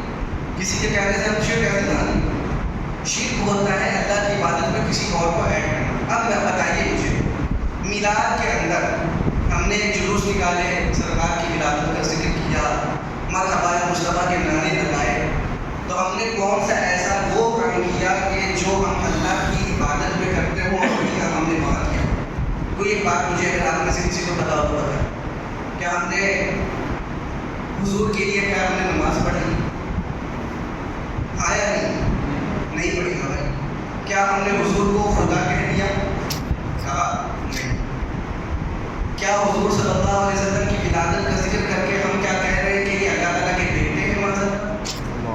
کیا ہم نے یہ کہہ دیا کہ یہ اللہ کی طرح ہیں یا اللہ تعالیٰ کی طرح بہت بڑے ہیں, اللہ تعالیٰ کی عبادت کی طرح ان کی بھی عبادت کی جائے؟ کوئی ہمارا عالم ایسی بات کرتا ہے کہ کبھی نہیں کرتا. تو شرک ہوگا کیسے؟ آپ کے کہنے سے. کیا آپ کی بات سے مان لیں کہ شرک کیسے ہو گیا؟ شریعت جب ہمیں سکھا رہی ہے شرک ہوتا ہی وہ ہے کہ اللہ کی عبادت میں کسی کو شریک کیا ہے. ہم میلاد مناتے ہیں تو ہمارا میلاد منانا یہ بات ثابت کرتا ہے کہ ہم تو حضور کی ولادت کا ذکر کر رہے ہیں. حضور دنیا میں تشریف لائے ہیں, پیدا ہوئے ہیں. اللہ کی ذات وہ ہے جو لم یلد ولم یولد ہے, جو نہ پیدا ہوا نہ کسی نہ وہ چلا گیا نہ کسی سے چلا گیا. ہر چیز اللہ کی شان بہت اعلیٰ ہے, الگ ہے. اللہ کی تو ہم کی تعریف کر رہے ہیں, لیکن جب ہم نے حضور کا میلاد منایا, ہم نے ولادت کا ذکر کیا, تو ہم نے یہ دکھا دیا کہ حضور دنیا میں پیدا ہوئے, مطلب اللہ پیدا نہیں ہوا, حضور پیدا ہوئے, یعنی کہ ہم شرک سے دور ہیں. ہم میلاد منا کر یہ کہہ رہے ہیں کہ ہم شرک نہیں کرتے, ہم اللہ تبارک و تعالیٰ کی شان کے لائق اپنے نبی کو نہیں سمجھتے. ہم تو میلاد منا کر یہ ظاہر کر رہے ہیں کہ ہم شرک سے بہت دور ہیں. کیا جب میلاد منانا, حضور کی ولادت منانا, جب میلاد کے ذریعے ہم یہ اظہار کر رہے ہیں کہ شرک کیسے ہوا؟ اللہ کی شان تو یہ ہے کہ لم یلد ولم یولد, نہ وہ پیدا ہوا نہ وہ اس سے کسی کو جگہ دیا. ساری چیزیں پاک صاف بالکل واضح. اللہ الصمد, سورہ اخلاص یاد ہے نا سب کو؟ تو اللہ الصمد کا مطلب اللہ بے نیاز ہے. پھر لم یلد ولم یولد, نہ وہ پیدا ہوا نہ اس سے کوئی جگہ گیا.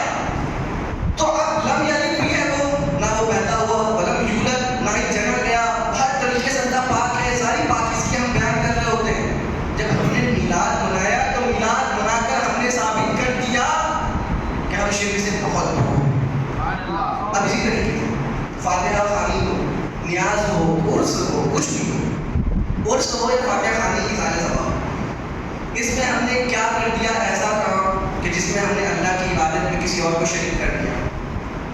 کوئی بتا سکتا ہے؟ ہم فاتحہ میں کیا پڑھتے ہیں؟ شیرنی رکھی ہوتی ہے، ہم نے اس کھانے پر جانا، ہم نے کہہ دیا کہ اللہ تعالیٰ کا پاکیزہ کلام سورہ فاتحہ ہے، آئیے پڑھ لیتے ہیں تاکہ اس کھانے میں برکت ہو جائے۔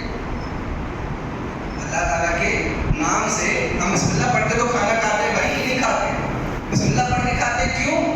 برکت ہوگی، بندہ شیطان سے محفوظ رہے گا، کھانے میں برکت ہوگی، ہر چیز سیف ہو جائے گا شیطان سے۔ اگر ہم نے اللہ کا پاکیزہ کلام پڑھ لیا، اللہ کی بارگاہ میں دعا کر لیا، تو ہم نے کیا کیا؟ کون سا ایسا عمل کیا؟ کیا جس بزرگ کو ہم سارے ثواب کر رہے ہیں کیا اس کو اللہ کی طرح بنا دیا؟ ایسا کیا ہم نے؟ نہیں نا۔ کیا؟ اب دیکھیے مثال کے طور پر ہم نے کہا کہ اس کا ثواب غوث پاک کو نذر ہو، تو ہم نے کہا غوث پاک کو نذر ہو، ہم نے یہ نذر کر کے یہ ثابت کر دیا کہ جس کو مثال ثواب کیا جا سکتا ہے، جس کو نذر کیا جا سکتا ہے، وہ اللہ نہیں ہے۔ سبحان اللہ۔ جس کو ثواب نذر کیا وہ کون ہے؟ اللہ نہیں ہے، اس کی عبادت کے لائق وہ نہیں ہے، وہ عبادت کے لائق نہیں، نہ وہ اللہ کی شریک ہے۔ اللہ تو وہ ہے جو اللہ سمجھ ہے، بے نیاز ہے، اسے کسی کے ثواب کی حاجت نہیں۔ اللہ تو وہ ہے جس کو کسی کے عمل سے کوئی مطلب نہیں، اللہ بے نیاز ہے، آپ کی عبادت کو اللہ کو حاجت نہیں۔ ہم تو اس سارے ثواب کر کے یہ دکھا رہے ہیں، یہ بتا رہے ہیں کہ لوگوں، ہم جو غوث پاک کو مانتے ہیں نا، ہم جو غریب نواز کو مانتے ہیں، ان کو ہم اصالے ثواب کرتے ہیں، وہ اللہ کی طرح نہیں ہے، اب ان کو اصالے ثواب کیا جا سکتا ہے، ان کو ثواب پہنچایا جا سکتا ہے، ان کی رحمتوں پر چلنا کلام ہوگا کہ اللہ تعالیٰ مزید رحمتوں کی بارش کرے، اللہ تعالیٰ مجھے درجات بلند کرے، لیکن اللہ تعالیٰ کی ہے میری کہتے ہیں اللہ کے درجات بلند ہو، معاذ اللہ، استغفر اللہ۔ یعنی ہمارے یہ جتنے بھی کام ہیں، کسی کے اندر ہم نے اللہ کی عبادت میں کسی اور کو ایڈ ہم نے نہیں کیا، تو یہ شرک بدعت کیسے ہوا؟ اچھا دوسری بات، شرک کی بات سمجھ میں آ گئی۔ شرک کیا ہے؟ کہ اللہ کی عبادت میں کسی اور کو شامل کرنا، آئے نہیں، اللہ کی عبادت میں کسی کو شامل کرنا، تو ہمارے جو دیگر اعمال ہیں، جو دیگر کام ہیں، اس میں ہم کوئی ایسا کام کرتے ہی نہیں کہ جس سے یہ سمجھ میں آئے کہ ہم کسی اور کو اللہ کی عبادت کی طرح کریں، ٹھیک ہے، بلکہ اس کے بالکل مخالف ہے۔ مثال کے طور پر مزار میں چادر چڑھانا، تو مزار میں چادر چڑھانے کو ہم لوگ شرک کہتے ہیں۔ توبہ استغفر اللہ، کیا ہم جس پر چادر چڑھا رہے ہیں تو کیا یہ شرک کہنے والا بندہ یہ مانتا ہے کہ اللہ کو بھی چادر چڑھایا جا سکتا ہے؟ استغفر اللہ۔ ہم تو چادر چڑھا کر یہ دکھا رہے ہیں جس کو چادر چڑھایا جا رہا ہے یہ اللہ نہیں ہو سکتا، کیونکہ اللہ وہ ہے کہ جس پر چادر چڑھایا ہی نہیں جا سکتا۔ ہم جس پر چادر چڑھا رہے ہیں وہ اللہ نہیں ہے، غیر اللہ ہے، اس پہ چادر چڑھائی جا سکتی ہے لیکن اللہ پہ چادر نہیں چڑھائی جا سکتی۔ اور اللہ بندہ کہتا ہے کہ شرک کر، کیا وہ مانتا ہے کہ اللہ کو چادر چڑھائی جا سکتی ہے؟ استغفر اللہ۔ یہ سمجھنے والی بات بالکل، یہ تو کہتے ہیں نا بالکل بیوقوفی والی بات ہو گئی کہ جو بات بالکل کلیئر ہے اللہ کو چادر نہیں چڑھائی جا سکتی، پھر بھی ہم غیر اللہ کو ہم چادر چڑھا کے تو کہنا شرک ہو گیا۔ کیا کہنا چاہتے ہیں؟ اللہ کو چادر چڑھائی جا سکتی نہیں چڑھائی جا سکتی نا بھائی، جب اللہ کو نہیں چڑھائی جا سکتی تو ہم غیر اللہ کو جو چڑھا رہے ہیں اس سے سمجھ میں آ رہا ہے کہ ہاں یہ شرک والا کام نہیں ہے۔ جو چیز اللہ کے لیے نہیں ہے وہ ہم غیر اللہ کے لیے کر لیں، لیکن جب ایسا کوئی معاملہ ہو جائے، کوئی ایسی بات ہو جائے، ہم کہتے ہیں کہ نہیں یہ اگر معذرت سنی کبھی ایسا کہتا نہیں ہے، لیکن کبھی معذرت اگر کوئی یہ بندہ یہ کہتے غوث پاک خدا ہے، غوث پاک یہ ہے، غوث پاک وہ ہے، اگر کوئی ایسی بات کر دے گا غوث پاک کی عبادت کی ہے، معذرت مسلمان کبھی سنی ایسا کبھی کہتا نہیں۔ اگر کوئی کبھی ایسا کہے تو ہم کہیں گے ہاں میں تو شرک کر رہا ہوں، کیوں؟ اللہ کے شان میں تم اس کو شریک کر رہے ہو، ان کو یہ درست نہیں ہے، شرک اللہ تعالیٰ کبھی معاف نہیں فرمائے گا، یہ شرک ہے، بدعت ہے۔ لیکن جو چیز شرک بدعت ہے ہی نہیں اس کو کیسے شرک و بدعت کہہ رہے ہو؟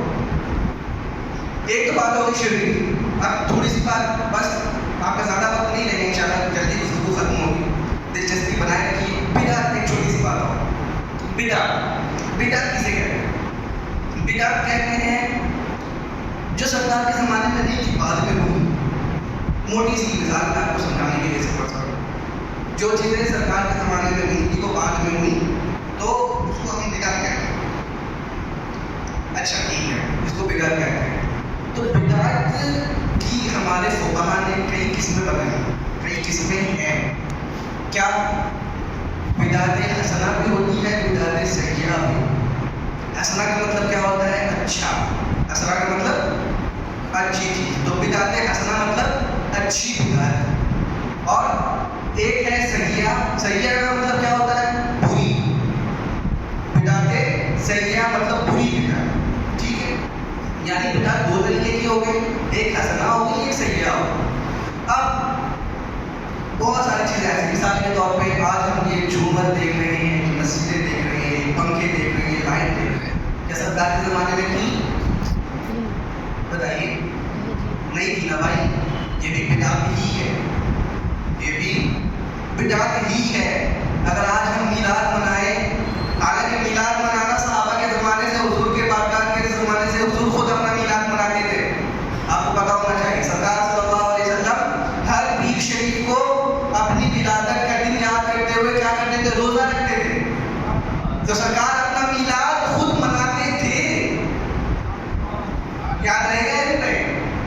کوئی اگر آپ سے کہے میلاد کے اوپر آپ کو پریشان کرے تو کیا کہیں گے؟ سرکار خود بھی اپنا میلاد مناتے تھے, صحابہ نے بھی منایا. یہاں تک کہ 17 سال پہلے جو لوگ آج 100-200 سال میں پیدا ہوئے وہ آج یہ کہہ رہے ہیں کہ جو ہے نا سرکار کا میلاد کیسے منایا جا سکتا ہے, حالانکہ صحابہ کے دور سے, تابعین کے دور سے کتابیں لکھی ہوئی ہیں سرکار کا میلاد منانے. 1300 سال پہلے, 1200 سال پہلے سے کتابیں لکھی ہوئی ہیں سرکار کی میلاد منانے پر. یہ لوگ تو آج 200 سال میں پیدا ہوئے, جن کا وجود ہی تھوڑے دن پہلے ہوگا, وہ یہ کہہ رہے ہیں کہ میلاد منانا شریف بدعت ہو. وہ تو خود بدعت ہے, وہ خود بدعت ہے. سرکار کی بارگاہ کے بعد وہ خود ابھی چند سالوں پہلے پیدا ہوئے ہیں. لہٰذا تو اس طریقے سے کیا ہوگا کہ بندہ ان تمام چیزوں کے چکر میں پڑ کے کسی کی بھی بات مان نہیں, یعنی بدعت, یہ بدعت, یہ بدعت. آپ ان چیزوں کو بدعت سے بچائیں گے. آپ کا جو تن بدن جو اوپر سے نیچے تک ہے نا, یہ کئی بدعتوں سے ڈھکا ہوا ہے. آپ کا تن بدن, کبھی اپنے آپ کو میرر کے سامنے, آئینے کے سامنے کھڑا کیجیے, آپ کا بدن کئی بدعتوں سے ڈھکا ہوا ہے. تو لہٰذا بتانے کا مقصد یہ ہے بدعت کی جب تک ہم کسی میں نہیں سمجھے. اچھا ٹھیک ہے, بہت مثال, موٹی مثال. اگر آپ کہتے ہیں کہ سرکار کے زمانے میں جو نہیں تھا بعد میں ہو گیا وہ بدعت, میلاد منانا بدعت ہو گیا, نیاز کرنا شرک و بدعت ہو گیا, یہ اجتماع کرنا, یہ خواجہ کی نماز کی چھٹی کرنا, یہ گیارہویں منانا, یہ شرک و بدعت, سب بدعت. جب یہ ساری چیزیں آپ کی نظر میں بدعت ہے کہ سرکار کے زمانے میں نہیں تھی بعد میں ہوئی, تو اگر ہمیں یہ بتائیے آپ کے جو بڑے بڑے 2-3 دنوں کے اجتماعی میلے لگتے ہیں, پروگرام جو بڑے بڑے آپ کے ہوتے ہیں, کیا وہ بدعت نہیں ہے؟ جو لوگ یہ کہتے ہیں, میں ان کے حوالے سے, جو لوگ یہ کہتے ہیں ان کے ہاتھ خود ایسے کئی کام ہو رہے ہیں. انہوں نے کیا اپنے مدرسے بڑے بڑے نہیں بنا دیے؟ کیا انہوں نے اپنے جو مدرسے, مسجدیں بڑے بڑے بنائے ہیں, کیا اس کے اندر پتھر نہیں لگے ہوئے ہیں؟ کیا اس کے اندر جھومر نہیں لگے ہوئے ہیں؟ کیا اس کے اندر پینٹ نہیں ہوا ہے؟ کیا اس کے اندر دیگر چیزیں نہیں ہوئی؟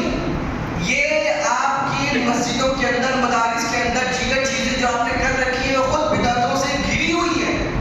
آپ ہمارے کام پہ اعتراض کر رہے ہیں یار یہ بدعت ہے, یہ بدعت. اپنے آپ کو کب آپ نے محفوظ کیا بدعت سے؟ حالانکہ ہم تو کہتے ہی ہیں کہ بدعت کی دو قسمیں ہیں, بدعت سیئہ الگ چیز ہے, بدعت حسنہ الگ چیز ہے. جو چیز بدعت حسنہ ہے, صحابہ نے صاف طور پر, مثال کے طور پر تراویح کی 20 رکعت نماز,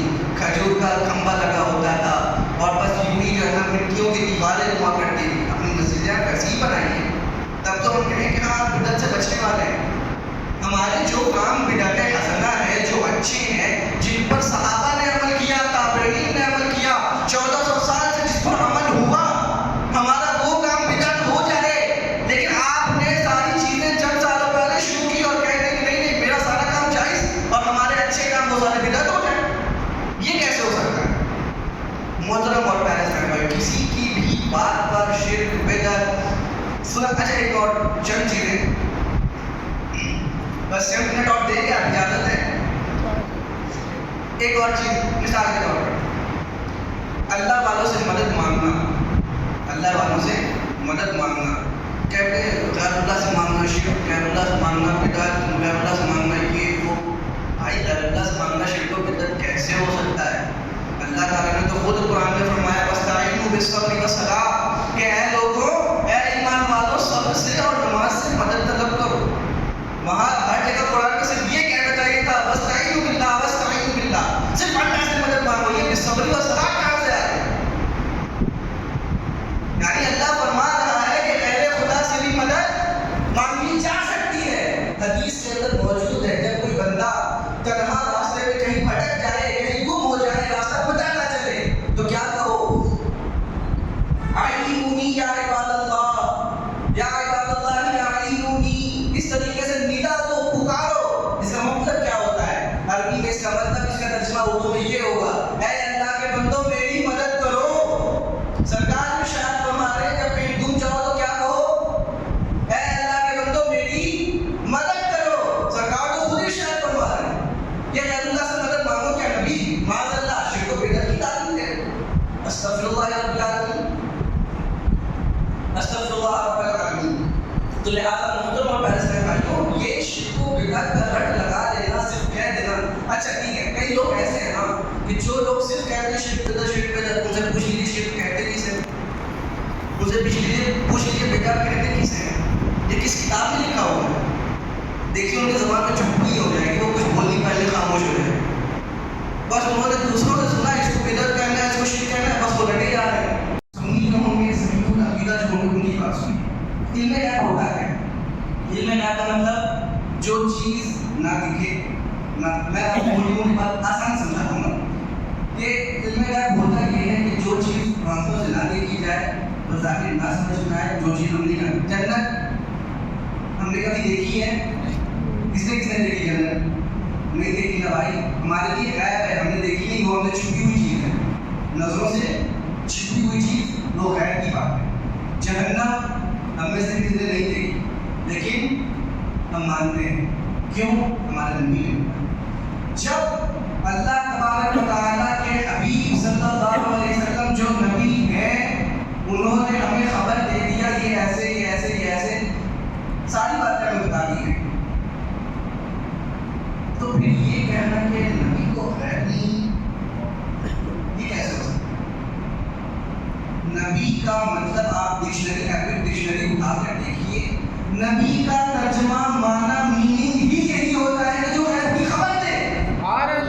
نبی کا مطلب ہے جو غیب کی خبر دے، وہ نبی ہے. جو نبیوں کا سردار ہمارے آقا ہے وہ نبیوں کے سردار ہے، کیا ان کو غیب کی خبر نہیں ہوگی؟ یہ کیسے ہو سکتا ہے؟ محترم اور پیارے اسلامی بھائیوں، سمجھنے والی بات ہے. نبی کا مطلب ہی غیب کی خبر دینے والا. کیا ہم نے اللہ کو دیکھا ہے؟ جو لوگ یہ کہتے ہیں نبی کو غیب نہیں، کیا اس نے کبھی اللہ کو دیکھا ہے؟ پوچھیے اس سے کبھی. ہم نے نہیں دیکھا نہ اس نے دیکھا. ہمارے نبی نے کہا اللہ ہے، ہم نے مانا ہے نہیں مانا؟ مانا کیسے؟ ہمارے نبی نے کہا. کیوں؟ کیونکہ ان کو غیب کی خبر تھی، انہوں نے ہمیں بتایا. تم اللہ کو مانتے بھی ہو نبی کے بتانے سے، پھر کہتے ہو نبی کو غیب نہیں ہے. قرآن میں اللہ فرماتا ہے وَمَا هُوَ عَلَى الْغَيْبِ بِضَنِينٍ کہ نبی وہ ہے جن کی شان یہ نہیں کہ وہ کبھی غیب کی باتیں بتانے سے بخل کرے. وہ غیب بتانے پر بخیل نہیں ہے، کنجوسی نہیں کرتے غیب کی بتانے پر. غیب کی باتیں سرکار نے اتنی ارشاد فرمائی، اتنی ارشاد فرمائی، یہ قیامت سے قریب یہ ہوگا، قیامت میں یہ ہوگا، جنت میں یہ ہوگا، جہنم میں یہ ہوگا، یہ ساری غیب کی خبر ہے. سب باتیں تو مانتے ہو پھر کہتے ہو نبی کو غیب نہیں. یہ کیسے ہو سکتا ہے؟ ان پہ قیامت کے سارے معاملات نبی نے ارشاد فرما دیے، ساری باتیں سکھا دی گئی، سب باتیں بتا دی گئی. قیامت کے دن کیا ہوگا؟ 50,000 سالہ دن ہوگا، سورج 1.25 میل پر ہوگا، زمین تانبے کی ہوگی، لوگ میزان عمل پر کھڑے ہوں گے، پل صراط سے گزر رہے ہوں گے، جنت جہنم میں ٹکر کر گر رہے ہوں گے. یہ ساری باتیں غیب نہیں کہ تو کیا ہے؟ آپ نے آنکھوں سے دیکھی ہیں؟ نہیں دیکھی. یہ تو غیب ہے. نبی نے اتنی غیب کی خبر دے دی. اللہ فرما رہا ہے کہ وہ غیب کی بات بتانے پر بخل نہیں کرتے، کنجوسی نہیں کرتے. پھر یہ بندہ کہے کہ اللہ کے نبی کو غیب نہیں، یہ کیسی بہت کوئی فضول بات ہے؟ ہاں یہ بات یاد رکھیے کہ خیر ہمارے نبی کو ہے، لیکن اللہ کے عطا سے دیے ہوئے سے ہم جو بھی چیز مانتے ہیں، اللہ کے ولی ہماری مدد کرتے ہیں، ہمارے نبی ہماری مدد کرتے ہیں، ہم ان کو پکارتے ہیں، وہ ہماری مشکل کشائی فرماتے ہیں، ہمارے حاجت روا ہیں، ہماری پریشانیاں دور کرنے والے ہیں، یہ ساری چیزیں، ساری کوالٹی جو نبی میں ہے، جو اللہ والوں میں ہے، یہ سب اللہ کی عطا سے دی ہوئی توفیق سے ہے۔ یہ ایک بات آپ کے ذہن میں ہونی چاہیے، ہم نے یہ نہیں کہا کہ ہمارے نبی کو غیب خود سے ہے، ہم نے کبھی یہ نہیں کہا، ہم نے تو یہ کہا کہ اللہ نے ہمارے نبی کو غیب کی خبر دی، انہوں نے ہمیں بتائی۔ جب اللہ نے اپنے محبوب کو غیب کی خبر دے دی تو آپ کو کیا پرابلم؟ کیا آپ کو اللہ کی دیے ہوئے پہ راضی ہونا نہیں آتا؟ کیا آپ کو قرآن کی آیتیں نہیں دکھتی؟ یا قرآن کا صحیح ترجمہ آپ کو پڑھنے نہیں آتا؟ یا ہو سکتا ہے کہ آپ نے کسی غلط ڈکشنری سے اس کا ترجمہ پڑھ لیا ہوگا، بزرگوں کے طریقے پہ کبھی پڑھا لیا، اپنی عقل سے پڑھا ہے، کہیں نہ کہیں تو فالٹ ہے، یہی کچھ فالٹ ہے جس کی وجہ سے آپ غلط راستے پہ چلے گئے۔ اگر آپ صحیح راستے پر صحیح طریقے سے سیکھتے سمجھتے ہوئے آتے تو کبھی یہ غلط معنی نہیں سمجھتے۔ لہٰذا محترم ہوتا ہے اسلام کو غیب کی خبر اللہ صاف فرماتا ہے، پھر اللہ نے خود ارشاد فرمایا کہ اللہ کی ذات وہ ہے کہ اللہ نے اپنے محبوب کو ما لم تکن تعلم، جو کچھ ما یہ عربی میں یہ ما موصول ہے، اور عربی رولز کے مطابق، عربی گرامر کے مطابق ما یہ عموم کے لیے آتا ہے۔ عموم بولے تو جس کے اندر کوئی حد نہیں، جس کے اندر کوئی حد نہیں، وہ بالکل عام ہے۔ بولتے نا عام لنگر ہے، آ جائیں گے، کوئی کیا کھائے گا، کسی کو روکا نہیں جائے گا، وہ عام ہے، بالکل عام سی بات ہے۔ تو اللہ نے اپنے محبوب کو کیا فرمایا؟ اللہ نے آپ کو اے محبوب سکھا دیا۔ کیا سکھایا؟ ما لم تکن تعلم، حضور جو آپ نہیں جانتے تھے اللہ نے وہ سب آپ کو سکھا دیا۔ جب اللہ نے اپنے محبوب کو سکھا دیا، بتا دیا، سب کچھ خبریں دے دی، پھر یہ کہے گا کہ حضور کو دیوار کے پیچھے کا علم نہیں مان سکتا؟ استغفر اللہ، ایسی بہتی ہوئی بات کون کر سکتا ہے؟ کیسے کر سکتا ہے؟ کیا اس نے کبھی قرآن و حدیث پڑھا نہیں یا سمجھا نہیں؟ یا تو اس کی عقل ہی ہے وہ اس لیول کی زمین پر کہ جس کو یہ آیتیں اور حدیثیں کبھی نظر میں نہیں آئی؟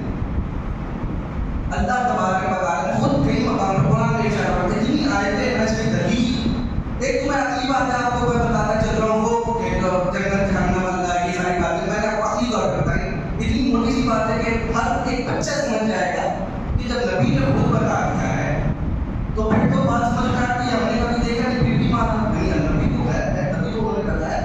یہ ساری بات ہے، دلائل ہمارے پاس اتنے بے شمار کتابیں لکھی ہوئی ہیں، پڑھی پڑھی ہیں، جتنے بھی ہمارے عقیدے ہیں الحمدللہ ثم الحمدللہ سنیوں کے پاس دلیل کبھی کم نہیں کسی ٹاپک، سنیوں کے پاس کسی ٹاپک پر کبھی کوئی دلیل کم نہیں ہے، اتنی کتابیں لکھی ہوئی ہیں، دلائل پڑھے پڑھے ہیں، واضح واضح صاف صاف دلیل موجود ہے، لیکن پھر بھی کچھ بہکے ہوئے لوگ دنیا میں ہیں جن کو رسول کے اور صحابہ کے طریقے سے ہٹنا تھا، پھر ان بہتروں نے جانا تھا، یہ لکھا ہوا ہے، اس لیے یہ چیزیں ہو گئی۔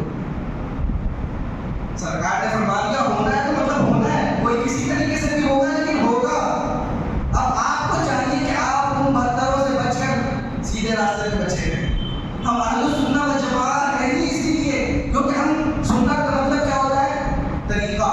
سنت کا مطلب کیا ہوتا ہے؟ طریقہ، صحابہ کا طریقہ، حضور کا طریقہ جو تھا ہم انہیں کو فالو کرتے ہیں، اسی لیے ہم اہل سنت ہیں الحمدللہ، ہمارا نام اس وجہ سے اہل سنت ہے۔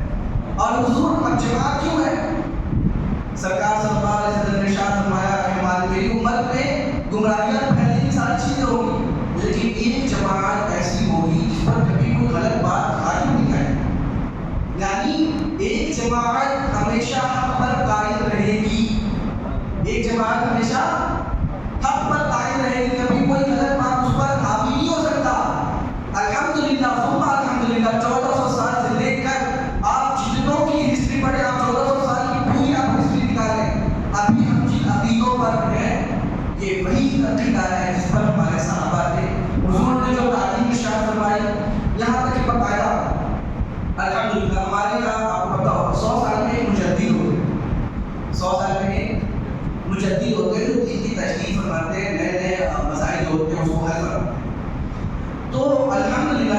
ابھی اس 1400 سال میں ہر صدی میں اللہ کے کرم سے جتنے مجددین ہوئے، جتنے اللہ والے ہوئے، جتنے صحیح عقیدے والے لوگ آئے، ان کا بھی وہی عقیدہ تھا جس عقیدے کو ہم فالو کرتے ہیں۔ اگر ہم ما انا علیہ واصحابی حضور کے طریقے پہ، صحابہ کے طریقے پر نہیں ہوتے تو ہم بھی وہ 150-200 سال کے پہلے ہی پیدا ہوا ہو، جس کا خود سے عقل کبھی گھما نہیں، یہ ایسے نہیں ایسے ہو، یہ ایسے ہو۔ جو صحابہ کے طریقے سے ہٹا، جو حضور کے طریقے سے ہٹا، جو بزرگوں کے طریقے سے ہٹا، وہ بندہ گمراہ ہوا۔ کئی نماز کی شان میں لوگ گستاخیاں کر رہے ہیں، خالد غوث پاک کی بارگاہ میں گستاخیاں کر رہے ہیں، کیوں؟ غیر اللہ ہے، ان کی شان میں باتیں کیوں کرتے، ان کی باتیں کیوں کرتے؟ ہم ان کی باتیں کیا کر رہے ہیں؟ ان کی بات کرنے سے کیا ہے؟ ان کو میں نے عبادت کے لائق سمجھ لیا، کیا ان کو اللہ کی طرح سمجھ لیا؟ دیکھ کر کے وہ کہتے ہیں نہیں نا بھائی، وہ اللہ کی بندی ہے، اللہ کی انہوں نے عبادت کی ہے، اللہ نے ان کو مقام عطا فرمایا ہے۔ ہم یہی ذکر کر رہے ہیں کہ انہوں نے عبادت کی تھی، ہے مومنو، غریب نواز کی طرح تم بھی عبادت کرو، تم بھی اللہ کے احکام سے مشتبہ بن جاؤ۔ اے مومنو، اے مسلمانوں، غریب نواز سے صبر و تحمل سے کام لیا کر، تم بھی صبر و تحمل پر کام کرو، انشاءاللہ تم کامل ایمان والے ہو جاؤ گے۔ اے مومنو، صبر والوں کے ساتھ رہو، سچوں کے ساتھ رہو، اللہ فرماتا ہے کونوا مع الصادقین، سچوں کے ساتھ ہو جاؤ، سچوں کے ساتھ ہو جاؤ۔ یہ کون سچے ہیں؟ یہ وہی ہے جو اللہ والے ہیں، غوث پاک ہے غریب نواز۔ پھر کہے کہ غریب نواز کی بات کرو، صحابہ کی بات کرو، عمر کی بات کرو، تو اللہ کیوں کہہ رہا ہے کہ سچوں کے ساتھ ہو جاؤ؟ تو سچے کون لوگ ہیں؟ وہ صدیقین کون ہیں؟ کیا صدیق اکبر کی شان، ان کی بات، ان کے عمل پر اگر ہم عمل کریں تو کیا ہو جائے گا؟ شرک بدعت کیسے ہو جائے گا؟ کیا چیز لازم آ جائے گی؟ کیا خرابیاں ہو جائیں گی؟ اللہ خود فرما رہا ہے اپنے طریقے پہ عمل کرو، پھر بھی تم کہتے ہو کہ نہیں شرک بدعت؟ مطلب ہوتا ہے اس میں باتیں بہت ہیں، دلائل بہت ہیں، گفتگو بہت ہو سکتی ہے، بتانے کا مقصد یہ ہے یہ دور ہے پرفتن مطلب جتنے پھیلے ہوئے ہیں، جتنے بھرے ہوئے ہیں، ہر جگہ سے، ہر پلیٹ فارم سے فتنے آ رہے ہیں اور یہ آتے ہی رہیں گے۔ لہٰذا کرنا کیا ہے؟ اپنے آپ کو قرآن کا اللہ ارشاد فرماتا ہے یا ایھا الذین آمنوا قوا انفسکم واہلیکم نارا وقودها الناس والحجارہ اعدت للکافرین، کہ اے ایمان والو اپنے آپ کو اور اپنے گھر والوں کو جہنم کی اس آگ سے بچاؤ جس کا ایندھن آدمی اور پتھر ہے، جس کا ایندھن آدمی اور پتھر ہے۔ جہنم کی آگ سے اپنے آپ کو، اپنے اہل خانہ کو، گھر والوں کو بچاؤ۔ اگر آج ہم نے اس پر توجہ نہیں کی، فوکس نہیں کیا، کسی کی بات خود بھی سنتے رہے، ہر کسی کی بات اپنے گھر والوں کو، اپنے دوستوں احباب کو سناتے رہے، ہوگا یہی، ایمان اپنا بھی برباد ہوگا، خود بھی جہنم میں جائیں گے، دوسروں کو بھی دیں گے۔ ایمان کی حفاظت کی فکر پیدا کی، ہر کسی کی بات نہیں سننی، پہلے کوٹی کیجیے کس کی بات سننی ہے، کس کی نہیں سننی، کس کی بات صحیح ہے، کس کی بات غلط ہے، ہمیں نہیں پتا، ہمارے پاس علماء موجود ہیں۔ اللہ نے کہا نا فاسألوا اہل الذکر، علم والوں سے پوچھو۔ اگر ہمیں بزنس کرنا ہو، کوئی نیا دکان کھولنا ہو، کوئی نئی فیلڈ میں آنا ہو، تو ہم جو لوگ سالوں سے اس کام کو کر رہے ہوں گے نا، ہم ان کے پاس جائیں گے، ان سے مشورہ کریں گے، ان سے ذرا پوچھ لیتے ہیں، وہ ہمیں پلس مائنس سمجھا دیں گے، تو ہمارا بزنس ٹھپ نہیں ہوگا، برباد نہیں ہوگا۔ آپ کو دنیاوی مال و دولت کی اتنی فکر ہے کہ اگر ہمارا بزنس کہیں ٹھپ ہو گیا تو پیسہ ڈوب جائے گا، آپ کو یہ فکر نہیں نظر چاہیے عالم صاحب سے، مفتی صاحب سے، امام صاحب سے، اپنے ایمانوں کی بات سمجھیے، کیا صحیح کیا غلط، کہیں ایسا نہ ہو ہمارا ایمان برباد ہو جائے تو ہم جہنم میں چلے جائیں۔ محترم اور پیارے اسلام بھائی، کوئی بات سمجھنے کی ہے، ہم دنیا کی ہر بات جا کے اس کی ایکسپرٹیز سے پوچھیں، سمجھیں، مشورہ کریں، ان کے ویبینار میں شرکت کریں، ان کے بڑے بڑے ورک شاپ میں جوائن ہو جائیں، فیس دے کر جوائن ہوتے ہیں لوگ آج کل، یہ ساری چیزیں کریں۔ لیکن جو امام، جو مفتی، جو دارالفتہ والے، جو علماء فری آف کاسٹ آپ کو دین کی بات بتا رہے ہیں، آپ کو اس سے پرابلم ہے، آپ ان کے پاس نہیں جا رہے، آپ ان سے بات پوچھنے میں شرما رہے ہیں، کیوں ایسا؟ کیا آپ کو اپنے امام و پینے کی حفاظت کی فکر نہیں ہے؟ صرف دنیا کے مال و دولت کی حفاظت کی فکر ہے، وہ برباد نہ ہو جائے۔ مومن کبھی اپنے ایمان کے ساتھ سودا نہیں کر سکتا. مومن کبھی اپنے ایمان کے بربادی کی ایسی راہ کی طرف نہیں جا سکتا جس کی وجہ سے ایمان چکنے جائے. لہٰذا اپنے آپ کو ہر اعتبار سے کور کرنے کی کوشش کیجیے. اپنے آپ کی، اپنے گھر والوں کی، ایمانوں عقیدے کی حفاظت ہو. ہر اعتبار سے بندہ اپنے آپ کو مضبوط کرے. اور جب ان کو یہ ایسا مسئلہ آئے، الحمدللہ دعوت اسلامی کا کردار آپ کے سامنے موجود ہے. ہم آگے دیکھیں، آپ جہاں بھی جس علاقے سے آپ کے پاس امام صاحب ہیں، مفتی صاحب، عالم صاحب، ان سے آپ ضرور رابطے میں رہیں، مجھے کانٹیکٹ میں رہیں، ان سے مسائل پوچھیں. اگر آپ کو کہیں ایسا ہو بائی چانس، ہر کسی کو ہر بات کا علم کو یہ ضروری ہے. بڑے بڑے علماء مسلمان کرام کو ہر بات بتاؤ ضروری ہے. ہر فوق کل علمی عالی، ہر علم والے سے بڑا علم والا. ٹھیک ہے، تو اگر آپ کا کہنا چاہیے کہ میرا مسئلہ حل نہیں ہو رہا، الحمدللہ دعوت اسلامی انڈیا کی جانب سے پورے انڈیا میں ابھی تقریباً 4 دارالفتہ اہل سنت اوپن ہو چکے ہیں، جہاں آپ کے شرعی مسائلوں کا حل آپ کو دیا ہے. آپ واٹس ایپ کے ذریعے سے بھی آپ رابطہ کر سکتے ہیں، اپنے مسئلے کا حل جان سکتے ہیں. جو یہاں کے ذمہ داران ہیں ان سے آپ نمبر دے دیجیے، ان سے مسائل کے ذریعے سے آپ ان کے ذریعے سے پوچھ سکتے ہیں. الحمدللہ آپ کے پاس دعوت اسلامی آپ کو یہ ذہن دینا چاہتی ہے اس پرفتن دور میں جہاں ہم اپنے دنیا کی حفاظت، دنیا میں کامیابی کا ہم راستہ تلاش کر رہے ہیں، تو ہمیں اپنی آخرت کی طرف بھی راستہ کامیابی کا بھی فکر، اس کی فکر رکھنی ہے. ہمیں وہاں بھی کامیاب ہونے کا ذہن رکھنا ہے، کہیں دنیا دار ہو کے نہیں رہنا. نہیں معلوم کہ دنیا کی فکر کرتے کرتے صبح میں سورج ہم دیکھ سکیں یا نہیں دیکھ سکیں. موت کب آئے گی، مسجد سے کب اعلان ہمارے نام کا ہو جائے گا، ہمیں نہیں پتا. جب نہیں پتا تو پھر صرف اس دنیا کی پلاننگ کیوں؟ جہاں جانا ہے اس بادشاہ کا واقعہ یاد رکھیے گا، ہم نے کتنی تیاری کی ہے جہاں ہمیں جانا ہے. لہٰذا اپنی باتوں کو میں یہی میں ختم کرتا ہوں. انشاءاللہ کریم دعوت اسلامی ہر اعتبار سے آپ کے ساتھ ہے.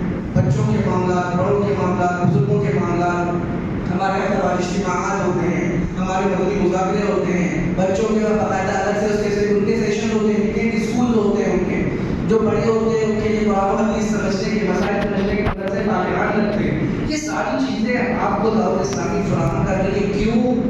تاکہ آپ کو کسی غیر کے پاس نہیں جانا پڑے. آپ کبھی کسی غیر کو علامہ یوٹیوب پہ سرچ نہ کرتے رہے.